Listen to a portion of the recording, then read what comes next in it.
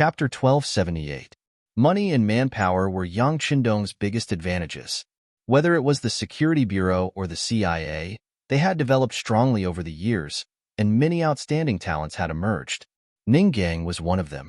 He graduated with excellent results in the graduation examination and stayed with Director Yang San for half a year. After his vision and thinking had been greatly improved, he was finally demoted and became the intelligence director of the Security Bureau in the 3 eastern provinces. Previously, he had sent people to obtain some military information about the Ming army through various means. Once, he was even praised by the higher-ups. However, he had never fought with his old rival, the brocade-gowned guards. So, many of the things he learned could not be used. Now that they had finally appeared, Ning Gang was very excited. Ning Gang, who had studied systematically, knew that it was often times like this that he had to remain calm. When he thought of Director Yang San's calm choices in the face of various situations, he forcibly suppressed the urge to arrest them. The founder of the Security Bureau was, without a doubt, Yang Qindong. He had performed many similar tasks in his life and was familiar with this aspect. He selected some selected training, improved it, and handed it over to Tiger's man. Later, Yang Qindong was promoted by the deputy director and learned a lot from Yang Qindong. It could be said that he had completely inherited the mantle. As one of the students that Yang San was very satisfied with, Ning Gang naturally would not be too bad. He knew that the Brocade Gown Guards was a powerful organization. Once they appeared, they would not be alone. In order to complete the task, they often did not even form a team. Usually, they would have a backup plan. His task was to find out all the members of the Brocade Gown Guards that had appeared. He absolutely could not leave a little bit of trouble behind. If they wanted to do this, they would have to rely on Dai Tongji. At this time, Dai Qing did not know that he was being watched. In the past, he had also come to the Liaodong region for missions and secretly dealt with some disobedient officials. There had never been any problems. Now, these people only had a change of master, but the place had not changed. What was there to be afraid of? Without the slightest precaution, Dai Qing only made a few necessary anti-tracking actions. After finding nothing unusual, he returned to his temporary residence and met the 6 brothers who stayed here. "Sir, you're back. Did everything go well?" Seeing Dai Qing return, a man about 25 or 26 years old with long eyebrows like willows and a jade-like body quickly came up to greet him. This person's surname was Yao and his given name was Shi. He was the person that Dai Qing valued the most. No matter where he went, Dai Qing would bring him along. However, very few people knew that although Dai Qing looked very masculine, he had different preferences from others. This Yao Shi was the person he liked the most. There were many things that he would not tell others, but he would never hide them from Yao Shi. Therefore, he was the only one among the 6 who knew the rough details of the mission. As soon as he saw Yao Shi, Dai Qing's heart skipped a beat. Since he was in a good mood, he naturally spoke more casually. "I've talked to him. There shouldn't be any problems. However, we still need to make another preparation. If he doesn't agree after 3 days, prepare to kidnap him. It doesn't matter if he's dead or alive. This is the consequence of betraying the Ming. How about this, Shi-er? Go inform the other team and have them prepare to act at any time." No matter what, Dai Qing was still a commander in the embroidered uniform guard. There were many people with status who knew him. Although he had disguised himself, it would be best if he did not appear in public. It would save him a lot of trouble. This time, if it wasn't to gain Yi Ligong's trust, he would not have personally come. However, he would never have thought that he had already been exposed. In his opinion, Yi Ligong would definitely not report this matter to the 5-star army for the safety of Song Quan's family. Even if he wanted to report it, it would not be so fast. Therefore, he should be very safe right now. The other operation team had 20 people. They were all highly skilled in martial arts. Once they used force, it would not be a problem for them to kill their way into the Yi residence. However, only Dai Qing and Yao Shi knew about the existence of this small team. It was not convenient for him to appear, so he could only send his confidant. "Be careful on the road. This is Bugnam of Gojoseon's territory." Although he did not think there would be any safety issues, Dai Qing still reminded Yao Shi. "Yes." Yao Shi agreed with a smile. He then went into the central room and put on a thick coat, wrapping his entire body in it. Seeing that there were no more problems, he left the courtyard under Dai Qing's watchful gaze and headed straight for another settlement. Yao Shi's level was far worse than Dai Qing's. He was only chosen because of his good looks. In terms of professional level, he was too far behind. After he was discharged from the hospital, he only nervously looked around. When he did not see anything special, he went to the location of the other team. Behind him, at least 3 secret agents of the Security Bureau were alternately following him. The sky finally darkened. In the inconspicuous courtyard where Ning Gang lived, a large group of agents of the Security Bureau had already gathered. At this time, each of them had their chests puffed out and their eyes shone brightly as they waited for the final order. After an afternoon of investigation, the group of embroidered uniform guards, a total of 27 people in 2 locations, safely fell into Ning Gang's line of sight. After repeatedly confirming that the embroidered uniform guards did not have any backup plans, Ning Gang decided to make his move. He also wanted to know the purpose of the embroidered uniform guards. Although through ordinary observation, this Yi Ligong was still very trustworthy. However, if something were to happen, it would be better to capture him and personally ask him. Teams 1, 2, 3, and 3 are responsible for capturing people. Teams 4, 5, and 6 are responsible for internal security. In the event of an accident, help at any time. Teams 7, 8, and 9 are responsible for the outermost security. Team 10 is responsible for secretly watching. In the event of an accident, immediately contact the 5-star army stationed in the city and seal off the 4 cities. In short, not a single embroidered uniform guard is allowed to escape. Ning Gang looked at the 10 operation team captains standing in front of him with a trace of killing intent in his eyes as he spoke. A team of 10 people, a total of 100 operation team members. This was the armed force in Ning Gang's hands. Other than that, he also had an intelligence team and a tracking team under him. In the event of a major incident, he also had the authority to mobilize the nearby troops at any time. Ning Gang had mobilized all the operation team members just to capture 27 embroidered uniform guards. This was how careful Ning Gang was. He deeply remembered what Director Yang Chendong had said before. This was also what Bugnam of Gojoseon and Yang Chendong had taught them. As a qualified intelligence officer, succeeding 99 times was not something to be proud of. This was because as long as you failed once, all your previous efforts would be wasted. Therefore, every mission had to be completed with a 100% commitment. Even a lion would use all its strength to catch a rabbit. Each team received the mission and received the blueprints of the 2 courtyards from the intelligence team. After a thorough understanding and a reasonable plan of action, everyone set off at the designated time and went straight to the 2 targets.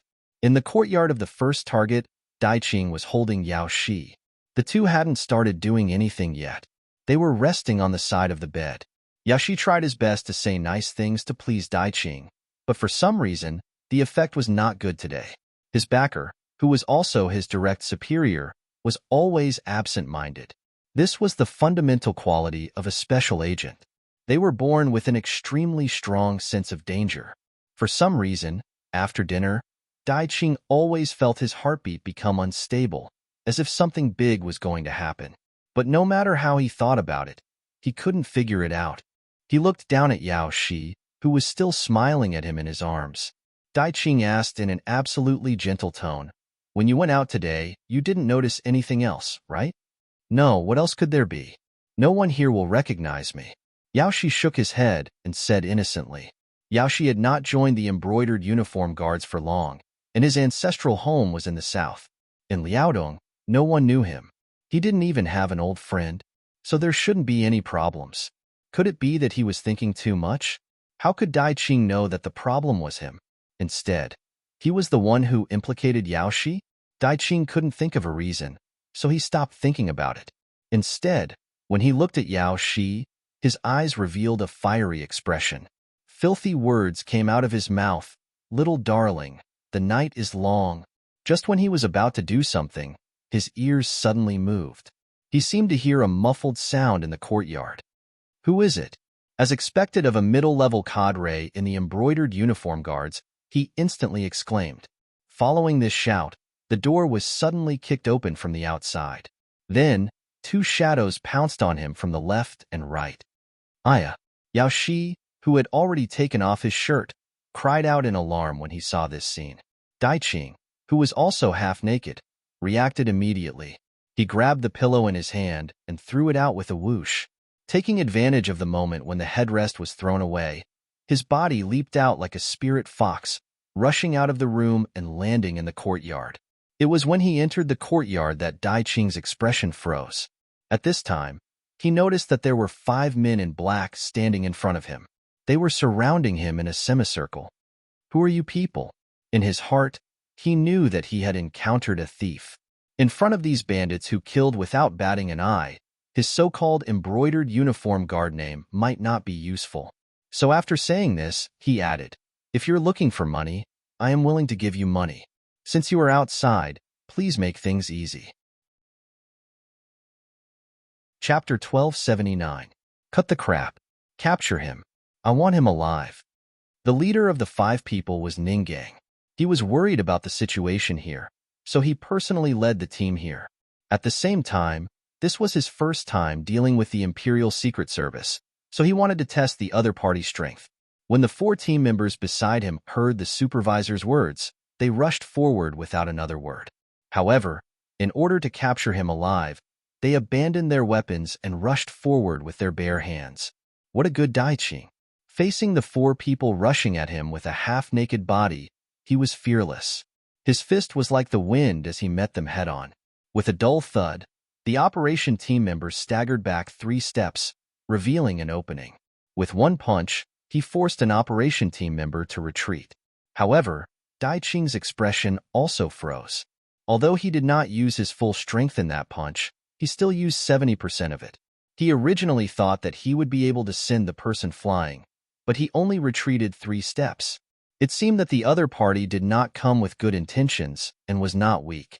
In the blink of an eye, the other 3 team members rushed forward together.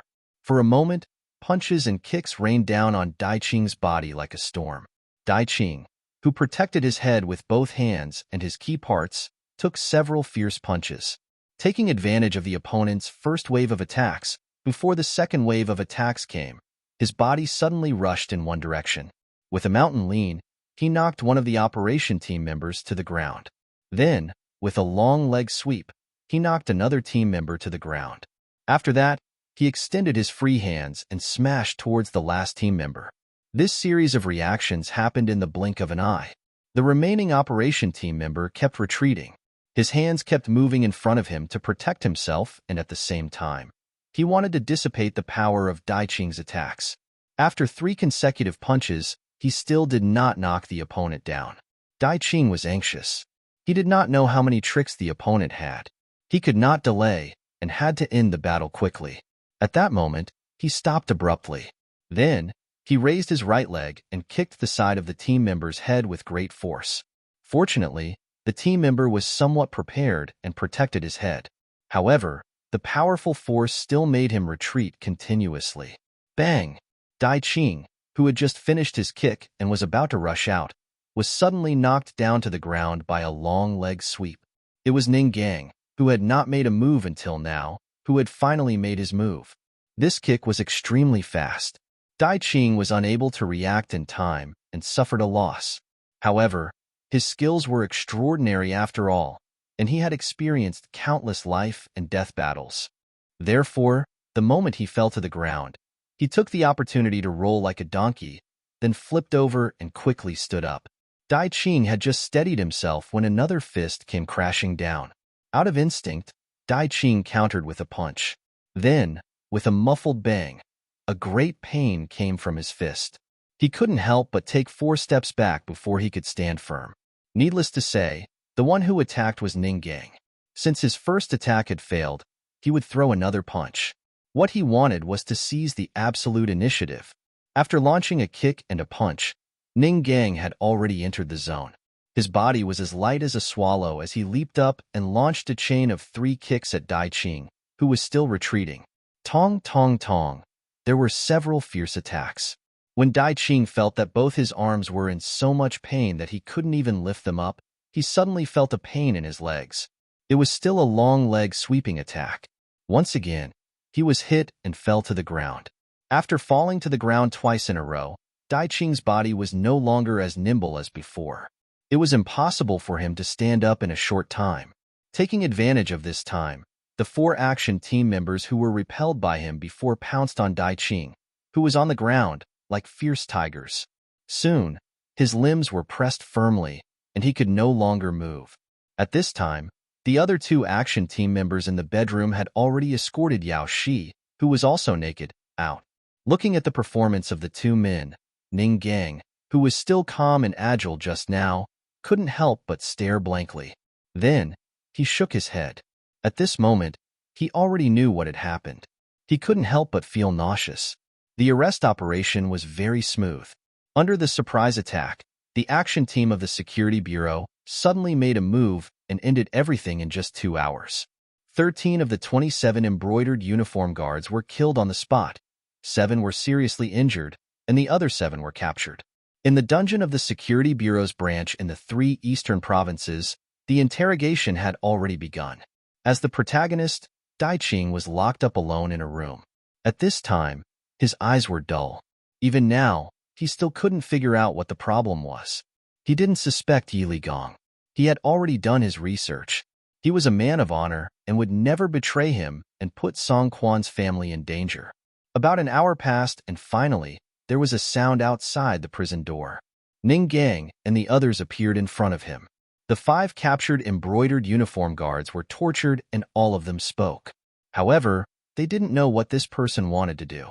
They only knew that it was to complete a secret mission. As for the specific details, they didn't know at all. Therefore, even though they wanted to speak and even talked about many secrets of the embroidered uniform guards, none of them were related to this operation. The final mission still fell on Dai Qing's head. As soon as Ning Gang appeared, Dai Qing raised his head and looked at him with the help of the candlelight. Then, he let out a snort and turned his head to the side. He knew very well that the people outside didn't know about the mission at all. Even Yao Shi had only informed the other party that they were going to take action. They only knew about the general mission, and it didn't matter. Seeing Dai Qing's uncooperative behavior, Ning Gang wasn't anxious. On the contrary, he looked at him with interest. Then, he chuckled and said, "You don't want to talk, right? It's fine. I hope you can hold on. If you want to kill me, then kill me. I'll still be a good man after 18 years. At this moment, Dai Qing showed a fearless expression. Oh, still a good man after 18 years? Not bad. But I don't know if you can hold on until then to bring him here. Ning Gang wasn't surprised. If the other party spoke after a simple inquiry, it could only mean that there was no one else in the embroidered uniform guards that could be used. After this shout, the bare-chested Yao Shi was quickly brought over. Then, he was tied to a wooden pillar at the side. When this scene fell into Dai Qing's eyes, a trace of nervousness flashed across his face. And all of this was seen by Ning Gang. This was his trump card. He had already guessed before. Then, he found out from the mouths of the other embroidered uniform guards that Dai Qing and Yao Shi were indeed doing something shameful. He wasn't afraid of the enemy being stubborn. He was only afraid that he couldn't find the enemy's weakness. As long as he found it, it would be time to pry open the enemy's mouth. Yao Shi was tied to the wooden frame. Ning Gang casually sat on a chair. First, he inadvertently glanced at Dai Qing and found that he was looking at Yao Shi with red eyes. Immediately, the corner of his mouth curled up and said, "What are you waiting for? Let's start the torture." No. No. 2 consecutive voices came from different mouths. It was Dai Qing and Yao Shi. Yao Shi was afraid, and Dai Qing was worried. Ning Gang wasn't surprised at all by these 2 people's reactions. He looked at Yao Shi again and said, "You're so delicate. We really don't want to torture you, but there's no other way. Someone has to speak. Why are you here? Otherwise, I won't be able to report back. Okay, let's not talk nonsense. Let's start the torture." No. Yao Shi, who was afraid of being tortured, immediately shouted loudly. Then, he looked at Dai Qing and said, "Save me, save me. Didn't you say that you love me very much and are willing to give up everything for me?" If these words were said by a woman to a man, everyone would be able to accept it. After all, love between a man and a woman was a very normal thing. But when it came from a man talking to another man, no matter how handsome the man was, it made people feel a sense of disgust. At this moment, not to mention Ning Gang, even the other people participating in the interrogation hurriedly looked to the side. Obviously, they couldn't accept the reality in front of them. However, at this moment, Daiqing didn't feel uncomfortable at all. On the contrary, he looked at Yao Shi affectionately with a look of struggle in his eyes. Next, Yao Shi shouted loudly, but Daiqing didn't speak. He just looked conflicted and reluctant. It's time to add fuel to the fire.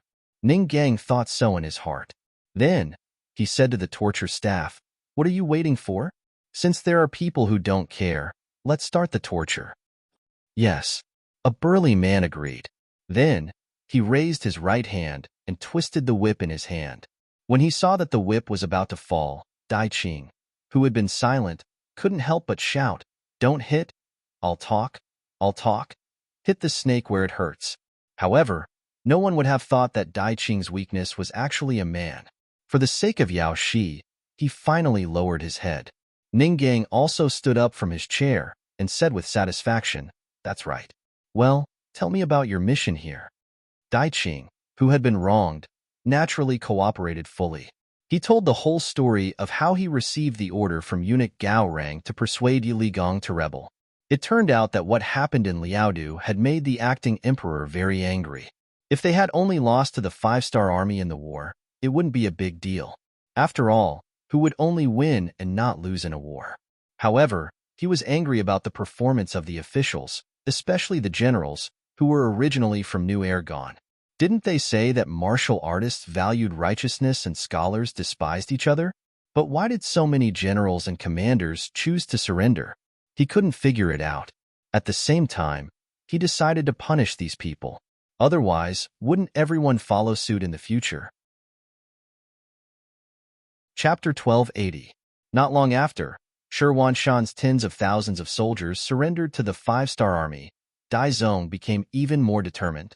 Under the instigation of eunuch Jin Ying, this task fell into the hands of the head of the Imperial Horse Directorate, Gao Rang. Don't think that the group of eunuchs would be united. On the contrary, they fought fiercely more than anyone else. Perhaps it was because they were missing some parts of their bodies, but they were especially fierce when they fought. They would often kill their opponents as soon as they made a move. After Gao Rang received this task, he immediately began to plan everything. He needed to report to the emperor. Otherwise, if the emperor questioned him, Jin Ying would add fuel to the fire, and he would not have a good ending.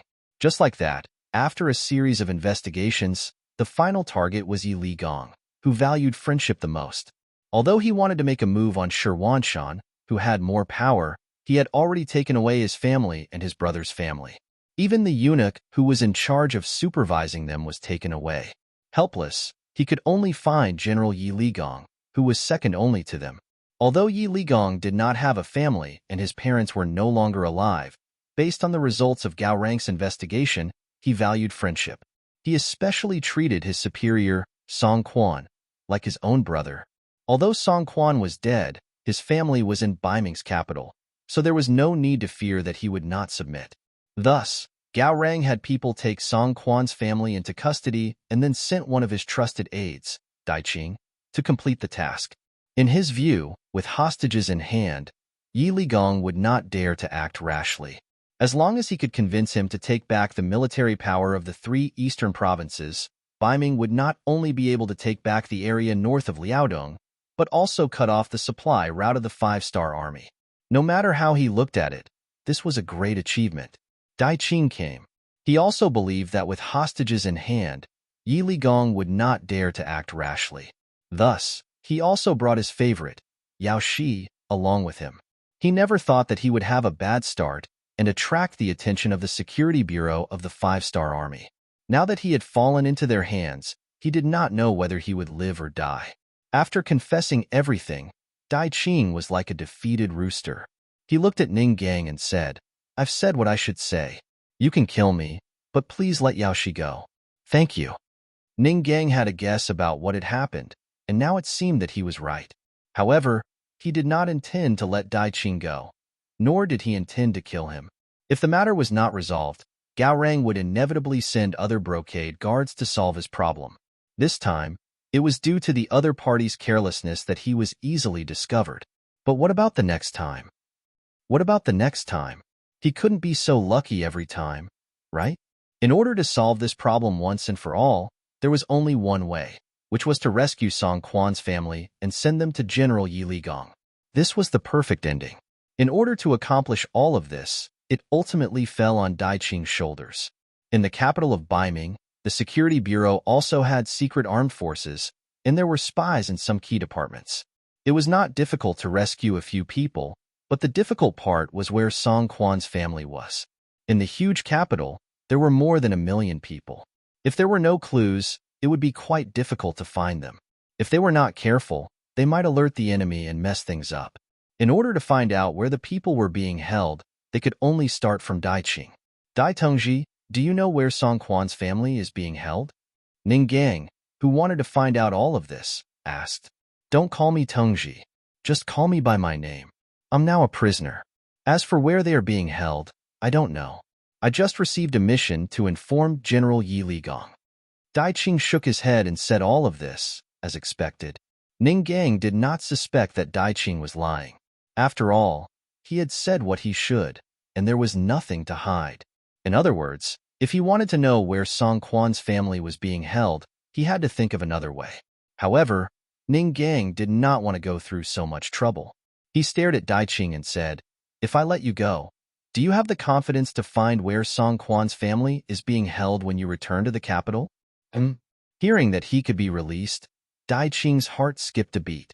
However, when he thought about how he had answered so many questions, even if he escaped now, Eunuch Gao Rang and the embroidered uniform guards would not spare him. Their family rules were very strict. I don't have confidence. The capital is too big. Finding a few people, especially a few people who are deliberately hiding, is harder than ascending to the heavens. Then what if this is General Ye's intention? Ning Gang continued to ask. General Ye's intention? Dai Qing said with some confusion. Yes, it's General Ye's intention. If General Yi wants to see Song Quan's family first to make sure they are fine, then he will talk to you about surrendering. With such an excuse, do you have the confidence to see Song Quan's family? Ning Gang's brain worked quickly, and he quickly thought of a way to solve the problem and a possibility. Dai Qing thought about these words and imagined the possibilities, but in the end, he shook his head and said, I'm afraid it's still very difficult. I may be able to see one person, but I won't see everyone. Moreover, Eunuch Gao is suspicious by nature. He won't let me see the Song family's hiding place casually. Speaking of which, I'm just one of his trusted aides, not his confidant. Dai Qing's meaning was very obvious. That was, Gao Rang still couldn't fully trust him. He wouldn't reveal all his cards in such a matter. Ning Gang did not expect this, but it was normal. If he really was a trusted subordinate, he wouldn't have sent Dai Qing to handle such a dangerous matter. After thinking it through, he was not discouraged. Instead, he continued to ask, based on your understanding of Gao Rang, which confidant might know where Song Quan's family is being held? After thinking for a while, Dai Qing listed 3 names and said, the 3 of them are Eunuch Gao's absolute confidants. He can't do this kind of thing himself. He will only give it to one of them. As for who it will be, I can't say for sure. That's enough. Hearing that he could narrow down the target to 3 people, Ning Gang's face lit up. Originally, Yang Chendong had asked about the placement of Song Quan's family. However, Ming's capital was not within Yang Xie's sphere of influence. It was not possible to find out among millions of people with great fanfare, so this matter had been suppressed. But now that there was a clue, Ning Gang would not give up. As long as he kept a close eye on these 3 people, he would not have to worry about not being able to find them. The only way to solve this problem was to bring all of Song Quan's family members to Yi Ligong's side. A rough plan quickly formed in Ning Gang's mind.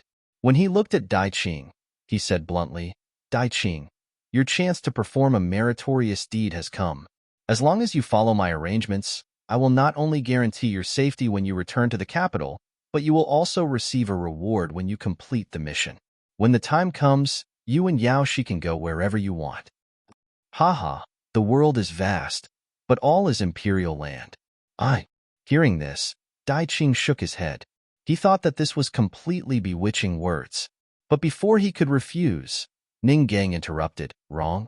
In the world, Bugnam of Gojoseon's territory is not smaller than Baiming's. In fact, it is even larger than Baiming's territory. As long as you complete this mission, I can immediately give you and Yao Shi an identity card that belongs to Yangxie. When the time comes, as long as you are in Yangxie's territory, you can go wherever you want. At that time, you can live a carefree and unfettered life with a concealed identity. Wouldn't that be better? Of course, if you are still willing to work for Bugnam of Gojoseon, I am also willing to recommend you. Dai Qing, who originally did not have much hope and only wanted to use everything he had in exchange for Yao Shi's safety, suddenly trembled when he heard these words. That's right. Right now, the world was not just Baiming's territory. There was also Nanming and Yangxie. The territory that Yangxie had conquered over the years was simply unimaginable. There were so many places that he could choose to live in. When the time came, no matter how powerful the embroidered uniform guard was, it would not be easy for them to find him. As for working for Yangxie, Dai Qing did not have such thoughts. Ever since the day he joined the embroidered uniform guard, he thought that he would never be able to leave. Over the years, he had killed countless people and was tired of this kind of life. Now that he had a new beginning, how could he return to this kind of life? Okay, I only hope that after this matter is completed, you can let me and Yao Shi leave and let us go to a new place to start anew. Dai Qing did not dare to hope for a reward. As long as he could keep his life, he was already very satisfied. Although he did not manage to persuade Dai Qing to join the security bureau, Ning Gang was not disappointed. As Yangxie grew stronger and his territory became wider and wider, there would be plenty of talents in the future. At that time, it would not be you who begged others to join, but others who begged you to join. Finally, Dai Qing was persuaded. But for the sake of safety, Yao Shi did not leave with him this time. Only he was allowed to leave the Jianzhou left guard. Later, after the secret agents of the Security Bureau in Baiming and Jingming received the telegram, they kept an eye on Gao Rang's 3 confidants and made preparations. In the end, they found all of Song Quan's family members. What happened next was much simpler. The people were suddenly taken away by the Security Bureau. Then they left the capital through a secret channel and went to Shi City. In April next year, they arrived at the Jianzhou left guard. When they suddenly appeared in the Yi mansion, Yi Ligong was completely shocked. Originally, he had been waiting for Dai Qing to show up again. He had already thought that as long as Dai Qing dared to appear again, he would take him down and send him to the governor, Lu Ji, to prove his loyalty to Bugnam of Gojoseon and the 5-star army. Next, he would commit suicide to thank Song Quan for taking care of him. But he did not expect that after waiting for so long, he would get such a result. Chapter 1281. The person was sent over, and Yi Ligong had to be interrogated according to the law. After all, he didn't report Dai Qing's appearance to Governor Lu Ji and the relevant departments. Who knew what he was thinking? However, after the investigation, Yi Ligong's bodyguards found out that the general had ordered that the moment Baiming's brocade guard appeared, it would be time to arrest them. This proved his loyalty. After reporting to Yang Qindong, Yi Ligong was released without charge and returned to his position as the general of the eastern 3 provinces. As for Dai Qing, he completed his mission very well and brought over a member of the Song family. Ning Gang also fulfilled his promise. Not only did he release Yao Shi, but he also gave them identification documents that could be used in Yangxie's territory. He also gave them 10,000 taels of silver for their living expenses. This was enough for them to live a carefree life. Dai Qing was so touched that he knelt down to thank him. He also said that he would tell his brothers about what had happened to him through various channels. In the brocade guard, everyone knew that as long as they came, they would be part of the brocade guard in life and in death. It was impossible for them to leave. However, with him as an example, those who wanted to leave could first come to Bugnam of Gojoseon's territory and then leave. This was equivalent to giving the brocade guard, especially those who were no longer part of the brocade guard, a new way out. Because of this, who knew how many brocade guard left and how many secrets they took with them? Some of these people directly joined the security bureau to work for Yang Qindong, while others joined the army and started anew. There were also some who went to other places to become farmers or merchants. However, this matter had a great impact on the brocade guard. Not only did it not succeed, but it also caused their own troops to be disloyal. Gao Rang was often punished by the acting guardian emperor. This matter was enough to change the entire brocade guard, but it wasn't important in front of Yang Qindong. It was already the 3rd month, and the snow had begun to melt. Although the weather was still fluctuating, and occasionally there would be light snow or sleet, it was no longer a hindrance to the road. Yang Qindong was also going to lead the 5-star army to attack and occupy the Yi-Lili area. Over the past few months, hundreds of grain piles had been built in Turpan. They were all filled with rations to ensure that the army had enough for war. Many of the warehouses in the palace were also filled with boxes of gold, silver, and paper money. It had been 2 years since the banknotes were issued. This paper, called Han banknote, had a very obvious golden dragon printed on it, making it unforgettable. In Yang Xie's sphere of influence, these silver coins had gradually replaced gold ingots, silver ingots, and copper coins. After all, these things would be worn out if used frequently, but Han coins would not. As long as there was no intentional damage or tearing, it would not be wasted, especially when there were different denominations in the banknotes. The small ones were 1 fon, 2 fon, and 5 fon, while the large ones were 100, 50, and 20 yuan. They were light and easy to carry, and were much more convenient than silver. With the Yang family bank as a guarantor, one could bring Han coins to any bank to exchange for gold and silver. At the same time, one could exchange gold and silver for Han coins. It was extremely convenient. If it was a large transaction, the Yang family bank could also release 100,000 yuan worth of banknotes. In this way, it was convenient for the commoners, and at the same time, it gradually replaced gold, silver, and copper coins, relieving the pressure on Yang Xie's finances. Even though Yang Xie was using war to support war, due to the continuous war, the pressure on his finances was still huge. If it wasn't for the fact that there were many new products that were exported, earning large amounts of money, he would not have been able to support himself until now. Furthermore, the circulation of Han banknotes had reduced the risks that might arise. Currently, all the banks in the Yang family were filled with gold and silver, greatly increasing the commoners' confidence in Han coins. With money and rations, this war was much easier to fight. Furthermore, Yang Qindong had the strongest weapons in the world, as well as the most resolute army. It was only a matter of time before they swept through all 4 directions. Just like now, the 5-star army seemed to have been injected with chicken blood. They were just waiting for Wu Nanking's order to launch a large-scale attack, besieging the city and capturing the stronghold to gain military merits. In comparison, the Ili-Beli, Turpan, and Yarkyang tribes were having a much harder time. The commoners knew that war was coming, and no one knew what would happen. In a short period of time, the price of food soared, especially the price of food, which the commoners relied on for survival. In the past, 1 tael of silver could buy 2 dan of rice, and 1 dan was 94 kilograms. 1 tael of silver could buy 188 kilograms of rice. But now, 1 tael of silver could only buy 10 kilograms of rice. The price of food remained high, and at the beginning of spring, there were already signs of people starving to death. The flow of people fleeing also increased. In this regard, the kings of the 3 kingdoms could only watch, because they didn't know how long this war would last. They absolutely couldn't take out the food in their storehouses. Otherwise, how could the army win the war without food?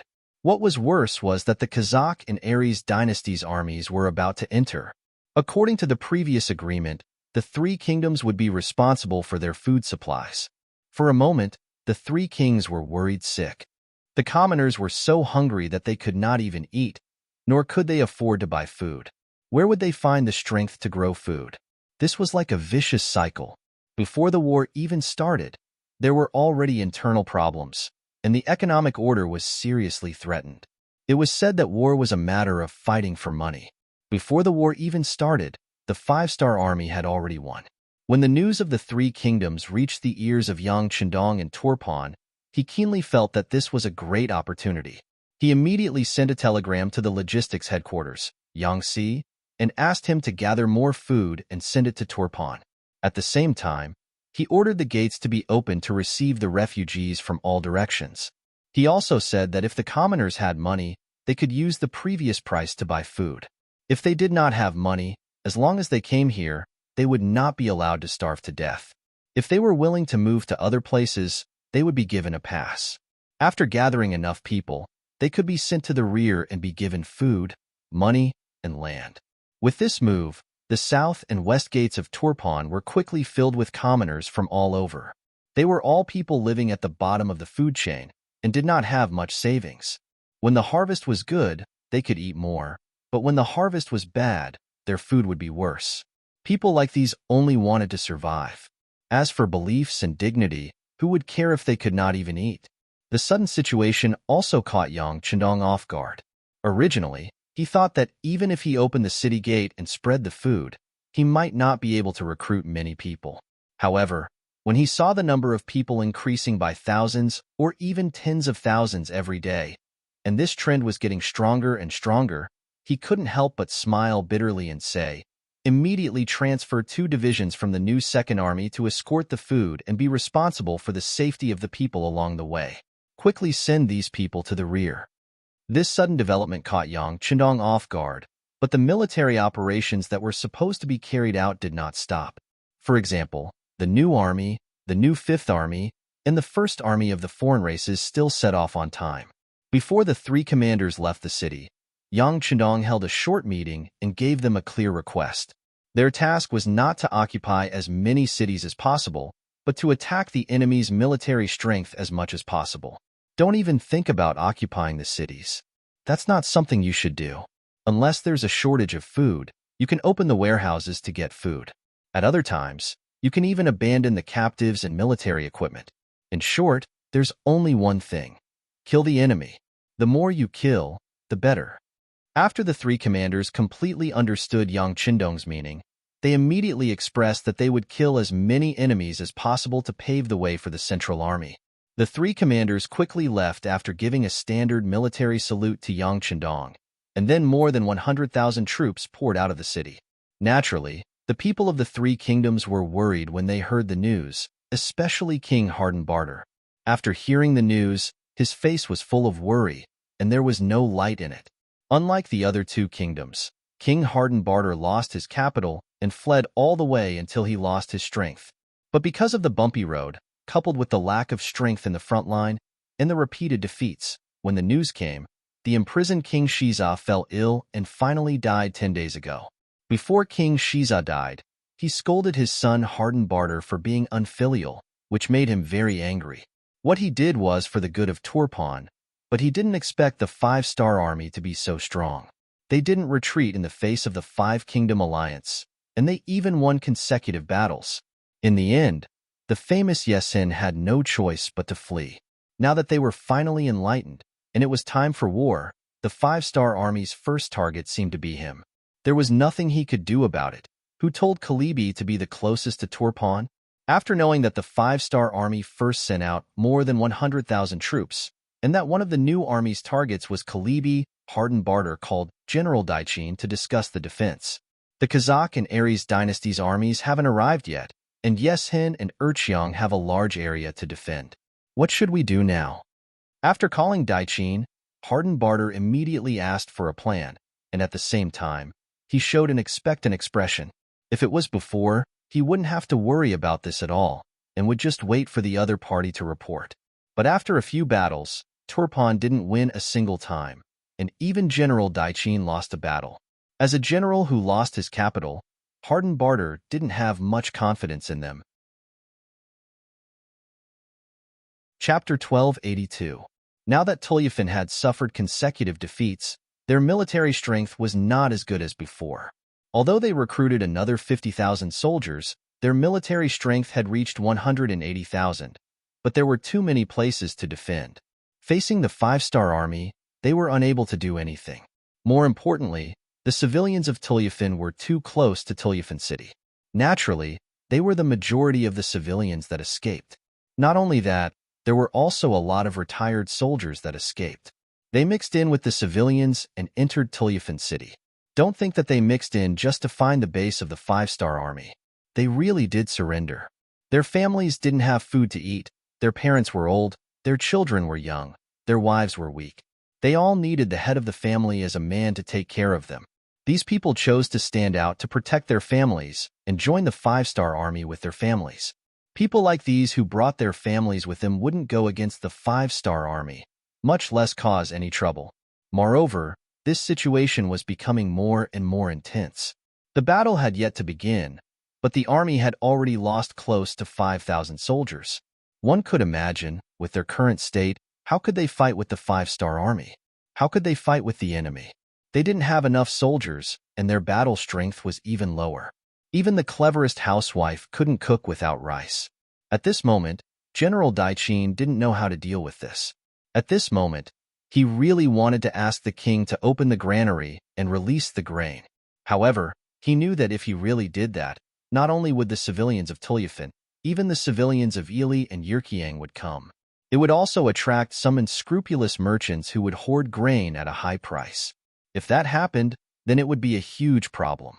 Daichin thought for a long time but couldn't think of a solution. Facing the king's question, he could only lower his head and remain silent. Harden Bartle waited for a long while and still didn't get any reply. He couldn't help but ask, "General Daichin, I'm asking you something. Can you hear me?" "Yes, Your Majesty, I hear you. The five-star army is coming at us ferociously. Our reinforcements won't be able to reach here in a short amount of time. The only thing we can do now is to place our main forces outside the city and defend first. Using our advantage in numbers and terrain, we can still fight." Helpless, Daichin could only suggest a defensive strategy. He knew that if they kept defending, they would definitely lose. However, if they took the initiative to fight, they might be surrounded and split up. If that really happened, Turpan would have no trump cards left. Even if they could chase away the five-star army one day, they wouldn't have the strength to bargain with their allies. Harden Barter quickly understood what Daichin meant. He couldn't help but frown. "You mean that we should let the five-star army walk past our city and wreak havoc everywhere? But do you know that if we do that, the entire Turpan will be engulfed in the flames of war, and we will have no way out. Once the city is lost, there will be no place for us to stay." Daichin obviously understood this logic, but at this moment, he really didn't have any better ideas. If they split up their forces to fight, they would probably lose even faster. As for whether or not this would cause them to lose the nearby cities and large amounts of land, it wasn't a problem that he needed to consider right now. "Let's solve this problem first. Your Majesty, I know your worries, but as long as Your Majesty is still here, the army is still here, and the lost land can be taken back.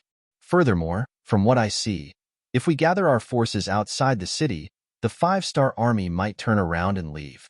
After all, their numbers aren't as good as ours, so attacking the city won't benefit them. That way, as long as they leave, they might enter the lands of other allies. If that happens, some people won't be able to stand by and do nothing." Daichin had done a serious analysis before.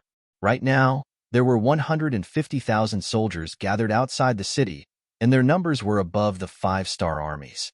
If they attacked this place, both sides would suffer losses, and this wasn't the result that the five-star army wanted.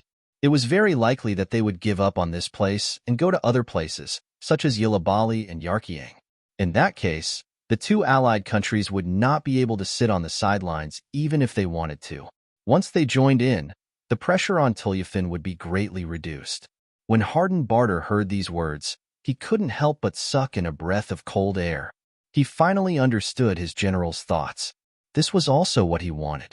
A month ago, before the ice and snow had melted, he had contacted the kings of Yilabali and Yarkiang, hoping that they would send reinforcements. This was because from various signs, it was very likely that the five-star army's first target would be his Turpan kingdom. What he meant was that he didn't receive any response from them, as if they didn't hear his suggestion at all. It was clear that the two countries wanted to see them fight the five-star army first, and then find a chance to reap the benefits. This was the so-called alliance. Because of the existence of their own interests, it was impossible for them to truly be united. Once there was a conflict of interests, it was very likely that they would turn against each other. Since they weren't benevolent, then they shouldn't blame him for being unrighteous. Although Daiqin's suggestion was to sacrifice a large portion of Turpan cities, he would be able to preserve his own military strength and quickly drag the other two countries into the war to reduce the pressure on him. Why not? The most important question now was whether or not the five-star army would attack Kalabali City. He asked Daiqin this question again. Are you sure that the five-star army will go around us? They should. Even though this was the result of many analyses, who could be sure about the changes on the battlefield? Daiqin didn't dare to make any guarantees. So he added, Your Majesty, we can act like we are going to fight to the death and give the five-star army some pressure. This way, they shouldn't attack us. Plus, if they really want to attack Kalabali City, then we can hold on for a while. When the time comes, we will have enough time to send Your Majesty away. Daiqin's meaning was very clear. No matter what, Harden Barter's life could be saved. The only difference was that one result was that they would still be very strong, and the other result was that they would become a fugitive government that needed to rely on others. Okay, then let's give it a try. Immediately transfer the troops from the nearby cities and leave some money and food in the other cities to lure the five-star army. Harden Barter was very decisive. He actually didn't have any other choice. Either he immediately moved the army and gave up on Kalabali City. This way, even if he continued to escape, he would still be caught by the five-star army. The losses wouldn't be small. Since that was the case, why not take a gamble? Daiqin was very supportive of Harden Barter's decision. When he heard that the king wanted the other cities to leave some food for the five-star army, he couldn't help but reveal a look of admiration. With this bait, the chances of the five-star army not attacking Kalabali City would increase. Under the king's orders, the troops from the nearby cities started to move towards Kalabali City. The Turpan kingdom only had 180,000 troops. Other than the 30,000 troops that were too scattered and couldn't gather due to the distance, the other 150,000 troops were all gathered in and outside Kalabali City.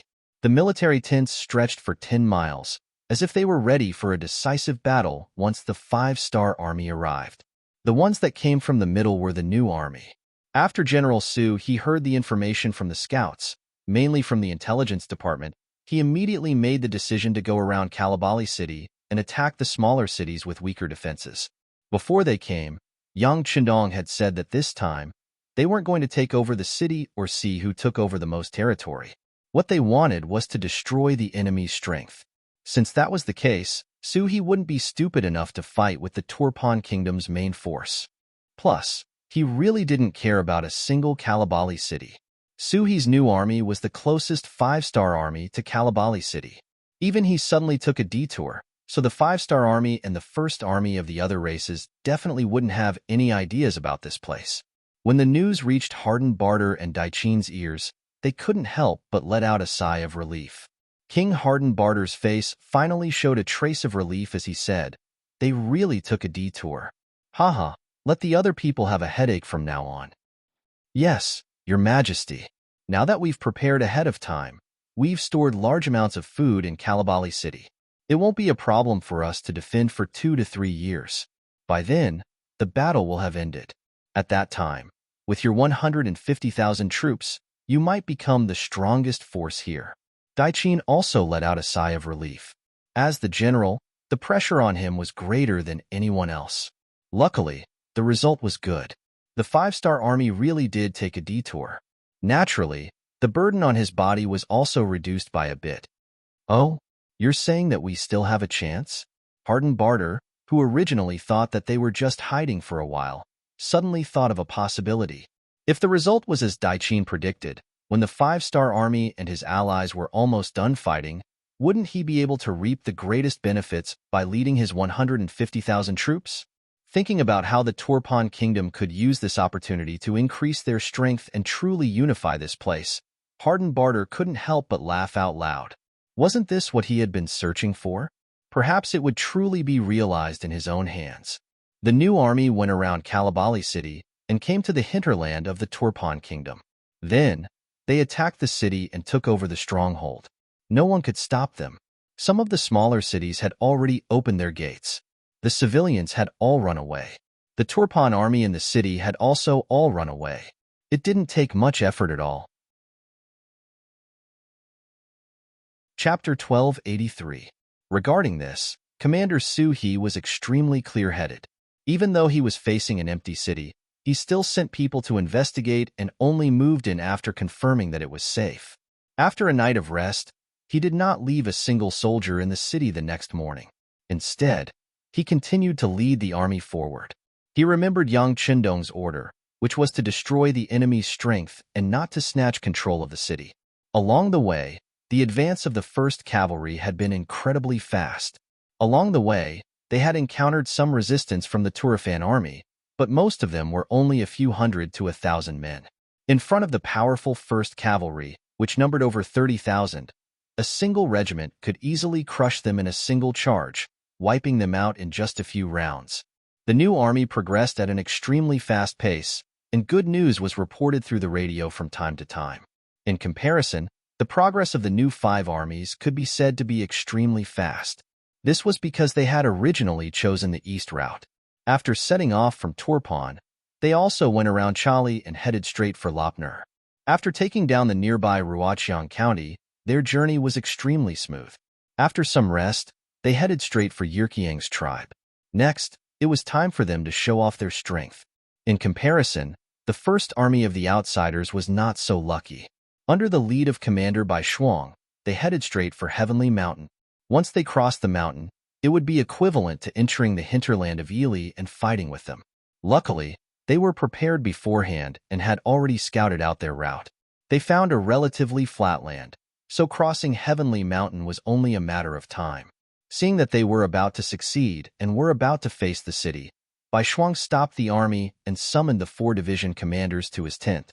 Inside the tent, Bai Shuang was wearing a purple cape. His young and handsome face had a maturity and steadiness that did not belong to his age. His clear eyes were staring at the sand table gathered by the intelligence department in front of him, thinking about something. Commander Tu Hai and the other division commanders walked into the tent. After seeing Bai Shuang, they could not help but call out. Bai Shuang had replaced Su Kuda as the commander of the 1st Army of the Outsiders. For a regiment commander to be promoted to the position of commander, it was not an exaggeration to say that he was being promoted beyond his rank. But who asked his teacher to be Yang Qindong and Bugnam of Gojoseon? Even though Tu Hai and the others did not agree in their hearts, they still had to put on a very respectful appearance on the surface. Bai Shuang could more or less guess the thoughts of the 4 teachers. However, he didn't mind because he believed that he could conquer them with his own abilities. This was also the idea that his teacher, Yang Qindong, had given him. During the new year, when Bai Shuang went to visit Yang Qindong, she had received some pointers.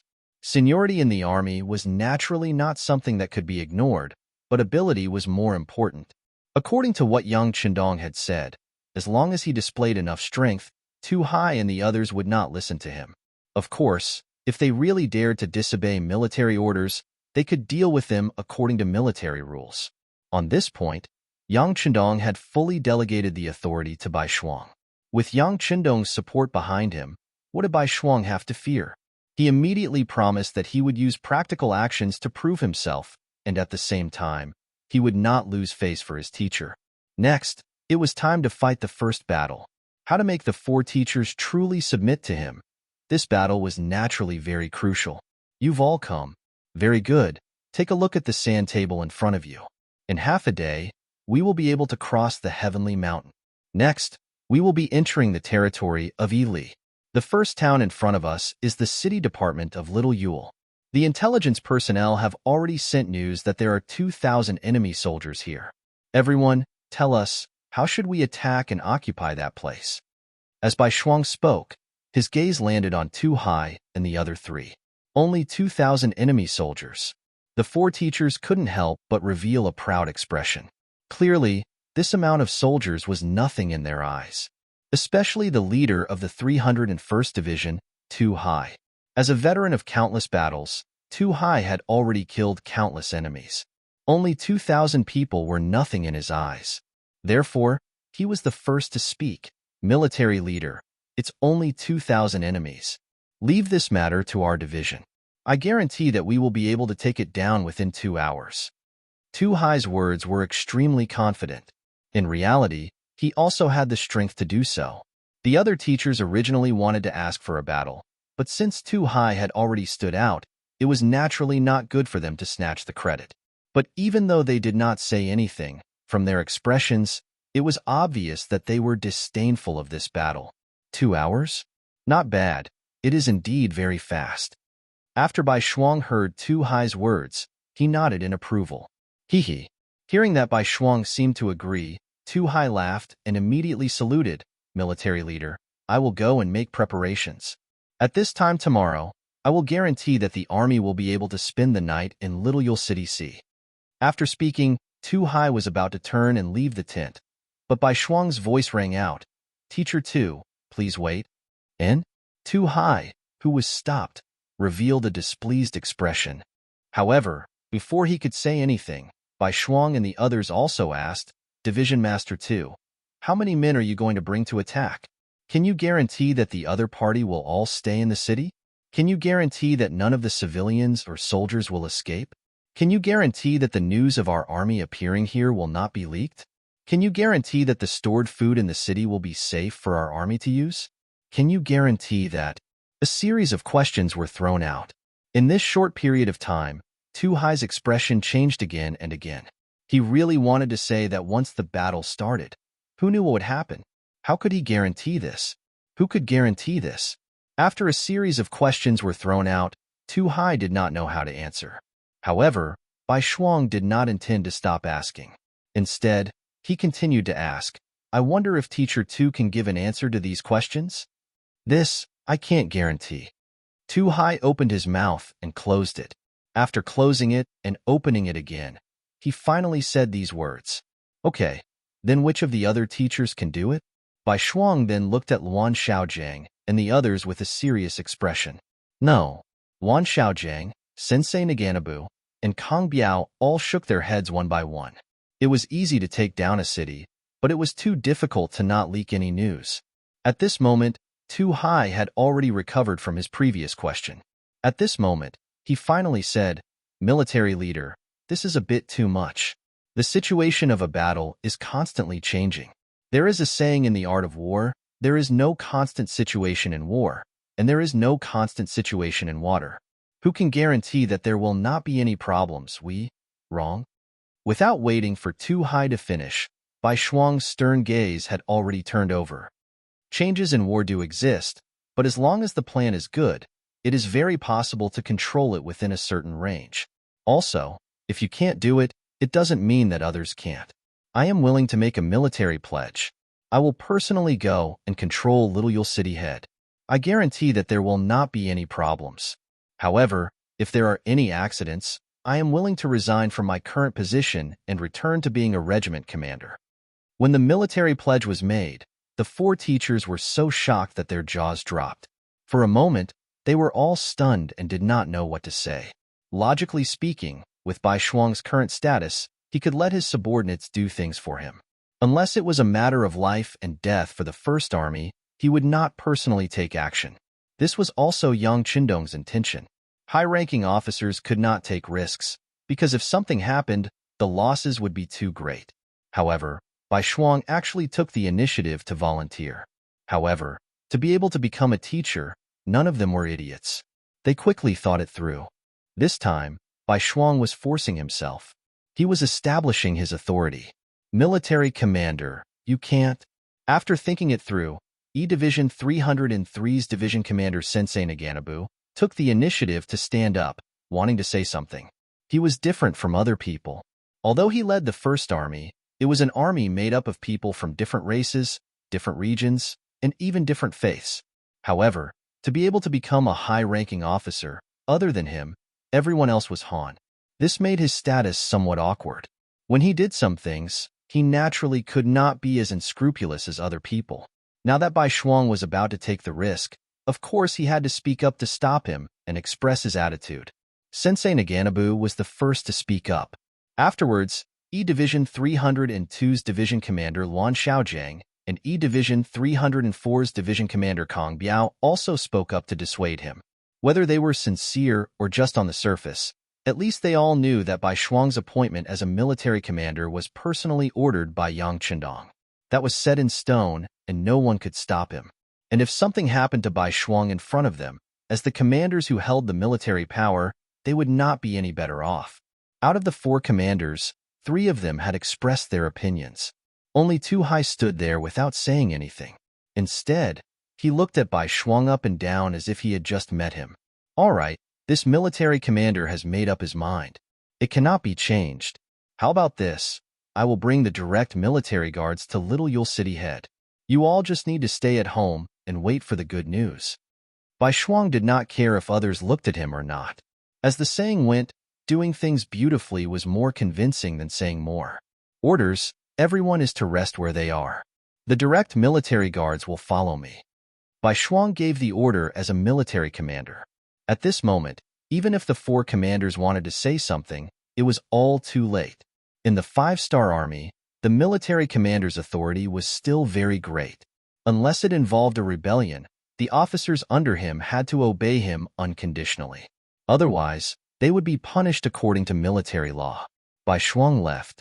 He left very decisively, and indeed only brought the 2,000 soldiers of the direct military guards with him. However, others did not know that he did not intend to use all of the 2,000 soldiers. He only needed to bring a battalion into the city. The other 4 battalions were only responsible for keeping watch outside, just in case. Chapter 1284. In the mountains 4 li away from Little Yule City, Bai Shuang was leading the 1st Guard Battalion to change. He took out a large amount of commoner clothing from the military luggage and put it on. As he fastened the buttons on his robe, Bai Shuang said to the large man standing beside him, "Commander Zhuang, I'll leave everything outside to you. If nothing goes wrong, I'll send you a signal at night. When the time comes, you must act quickly, quickly." Commander Zhuang's full name was Zhuang Cheng. He was originally a deputy battalion commander of the 4th Regiment of the 1st Cavalry Division. This time, Bai Shuang came to the 1st Army. As a trusted aide, his status naturally rose, and he was promoted to Guard Battalion Commander. Zhuang Cheng's face was solemn, and his eyes were filled with concern. Hearing this, he immediately stood at attention. "Commander, I'll remember." "Very good, Battalion Commander Xiao, let's go." Bai Shuang had just finished changing his clothes. He glanced at the dozens of men behind him who had also changed their clothes. With a chuckle, he walked towards the nearby official road and headed towards the direction of Little Yule City. Battalion Commander Xiao Qing was originally a company commander of the 4th Regiment. He usually admired Bai Shuang's ability. This time, he took the initiative to come along and obtained the position of Guard Battalion Commander. Bai Shuang and the dozens of men walked on the official road. Little Yule City was already in sight. Bai Shuang couldn't help but slow down and said in a very casual tone, "The enemy has 2,000 soldiers in the city. Are you afraid?" "No," the soldiers all said in unison. To be able to go on a mission with their commander was their honor. If word got out, it would be something to gain face. Furthermore, the other brothers of the 1st Battalion had already changed into the city. They were the last batch. This way, they had a total of 400 people. Although they didn't have as many soldiers as the enemy, they still had the ability to fight back. Not to mention, if their commander could lead the troops, he definitely had a thorough plan. What was there to be afraid of? Good, that's how war is. Very satisfied with the soldiers' answers, Bai Shuang said confidently, "On the battlefield, just because you're afraid of death, you won't be killed. On the contrary, if you weren't afraid of death, others would only be afraid of you. That way, you would have more chances to protect yourself. All right, you are all courageous and insightful people. Next, I will tell you about the next mission. As long as you are courageous and careful, the mission will not be difficult to complete."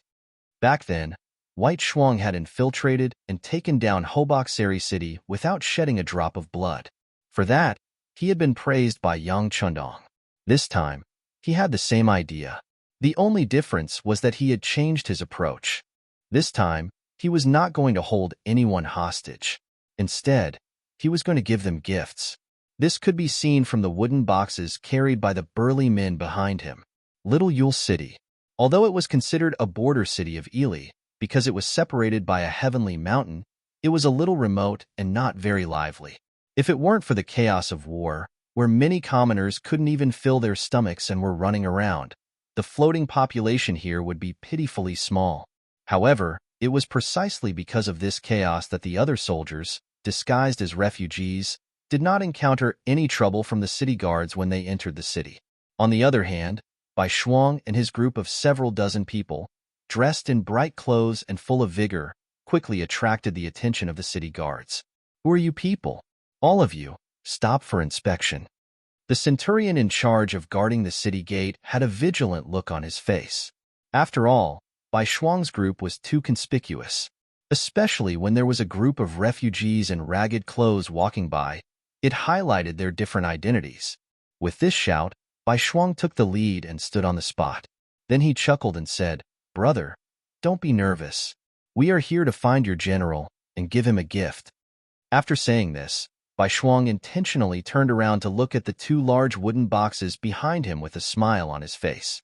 Bai Shuang was a person with delicate features. When he took the initiative to express his goodwill, he could indeed give people a good impression. In addition, there were only 30 brothers behind him. This centurion had 100 people beside him. Of course, he wouldn't take it too seriously. Give him a gift? The centurion was puzzled. It wasn't that he had never seen people giving gifts before, but it was his first time seeing someone giving gifts with such fanfare. Just as he was puzzled, Bai Shuang had already walked in front of him. Then, he handed 2 silver ingots worth 10 silver taels each to the centurion. "That's right. We are here to give you a gift. I'll have to trouble you to inform the general that he will definitely reward you handsomely." 20 silver taels was not a small sum for a centurion who wasn't rich. His eyes immediately lit up.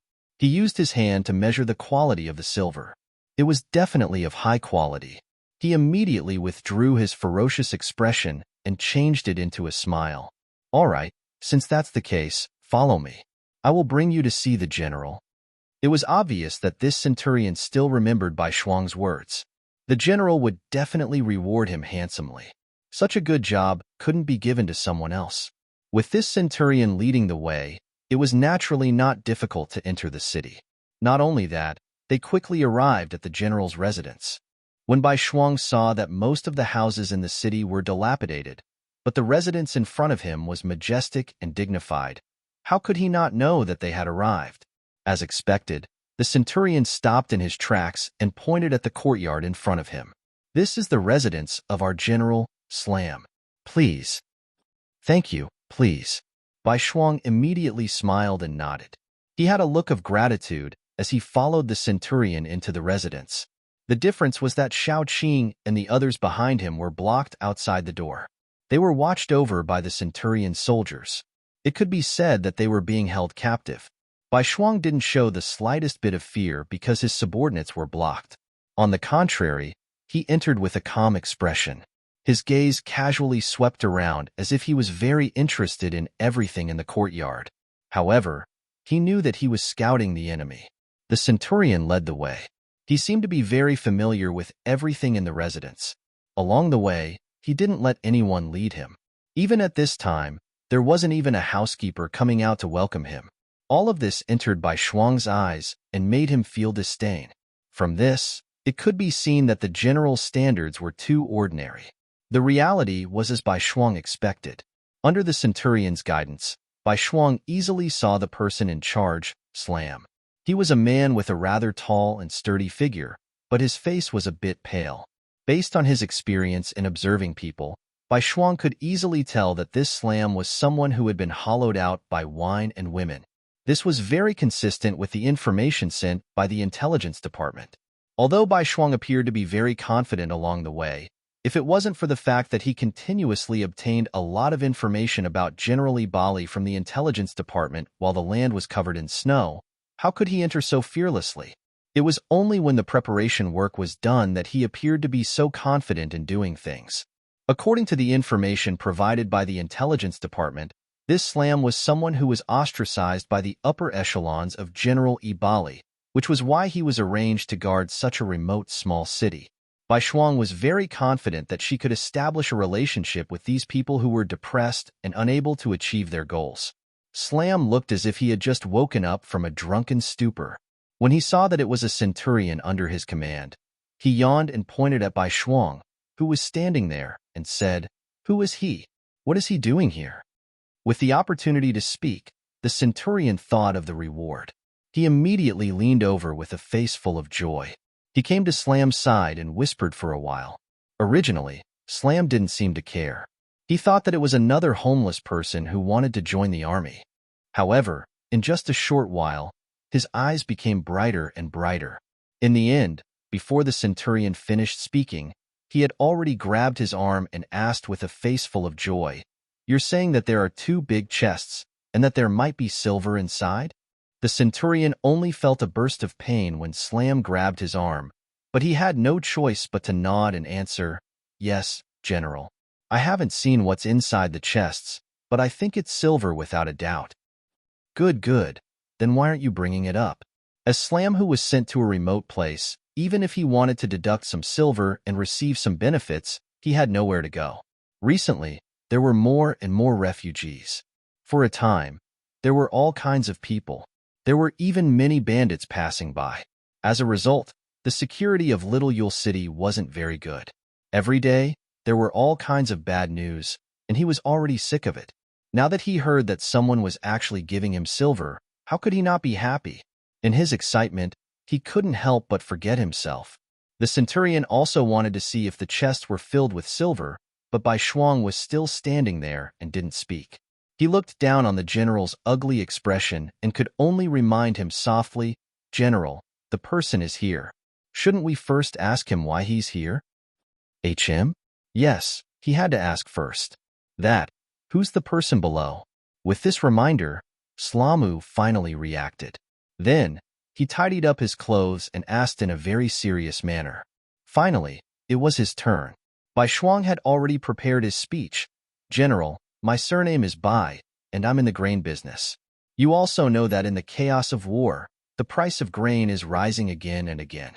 Therefore, I gave up all my wealth and opened a trade route from the grasslands. As long as the general agrees, we can continuously transport grain from the north of Tianshan Mountain. At that time, we will have to pass through the general's territory. Therefore, this time, I'm here to give the general a gift and hope that we can work together to achieve great things." "What? You're in the grain business? You can transport grain from the north of the mountain? Your Han?" At this moment, Slam's eyes were already wide open. He was completely shocked by Bai Shuang's words. Chapter 1285. If one were to talk about what was the most valuable right now, the first would be food. After all, people could buy less clothes, and even a piece of clothing could be worn for a long time with some mending. However, they could not go without food for a day.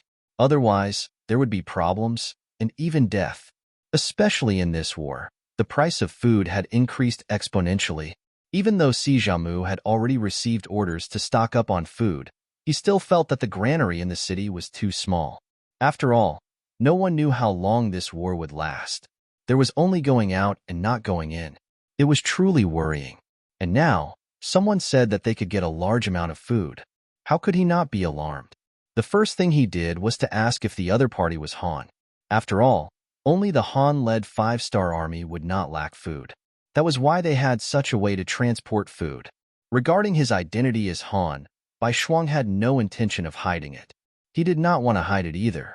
Facing Si Jiamu's question, he did not have any intention of denying it. He immediately nodded. "General has good eyesight. This one is Han." With this admission, Si Jiamu's body tensed up. Their opponent, the 5-star army, was mainly Han.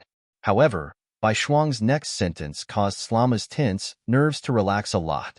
"I'm a Han Chinese, but not all Han Chinese are part of the 5-star army. Not all Han Chinese like to fight and are willing to fight. This one only likes to earn money. I do not understand military matters and do not want to understand." And, hearing Bai Shuang say that he was not part of the 5-star army and did not like to fight, he only liked to earn money, Si Jiamu's expression became much better. The centurion to the side was also shocked by Bai Shuang's identity as a Han. He was not afraid that the other party would do anything to him.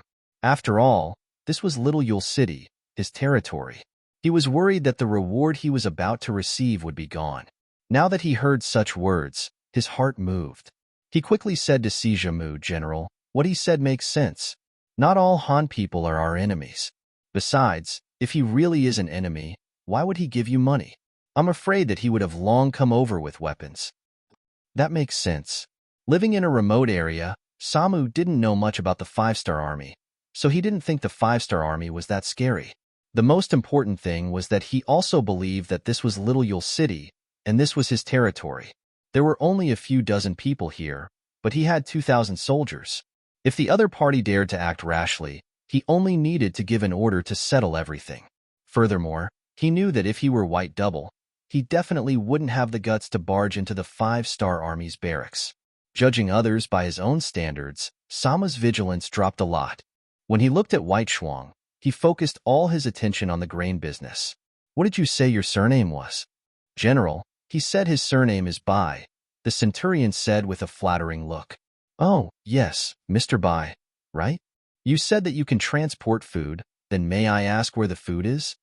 Slamu resumed his high and mighty general appearance and asked Bai Shuang. Hee. Seeing the other party ask such an idiotic question, Bai Shuang couldn't help but laugh out loud. Then, he felt that the situation wasn't right. Seeing Slamu's confused expression, he took the initiative to explain, General, this time I'm only the vanguard. I'm in charge of clearing all the checkpoints. Also, we're not very sure if there's a need for food here. Only after understanding everything will the food be transported here in large quantities. With this explanation, Slama's old face turned red. He also knew that he seemed to have asked a very stupid question. But right now, his attention wasn't on this at all. He was thinking about large quantities of food. When White Shuang finished speaking, he immediately said, Lack of food. I'll take as much as you have, but I don't know the price. The price is only 30% higher than the market price. White Shuang hesitated for a moment, then tentatively raised 3 fingers, 30%. Hearing this price, Slamu seemed to have been pricked by something. With a whoosh, he bounced up from the chair. What? 30% is a lot? That won't do.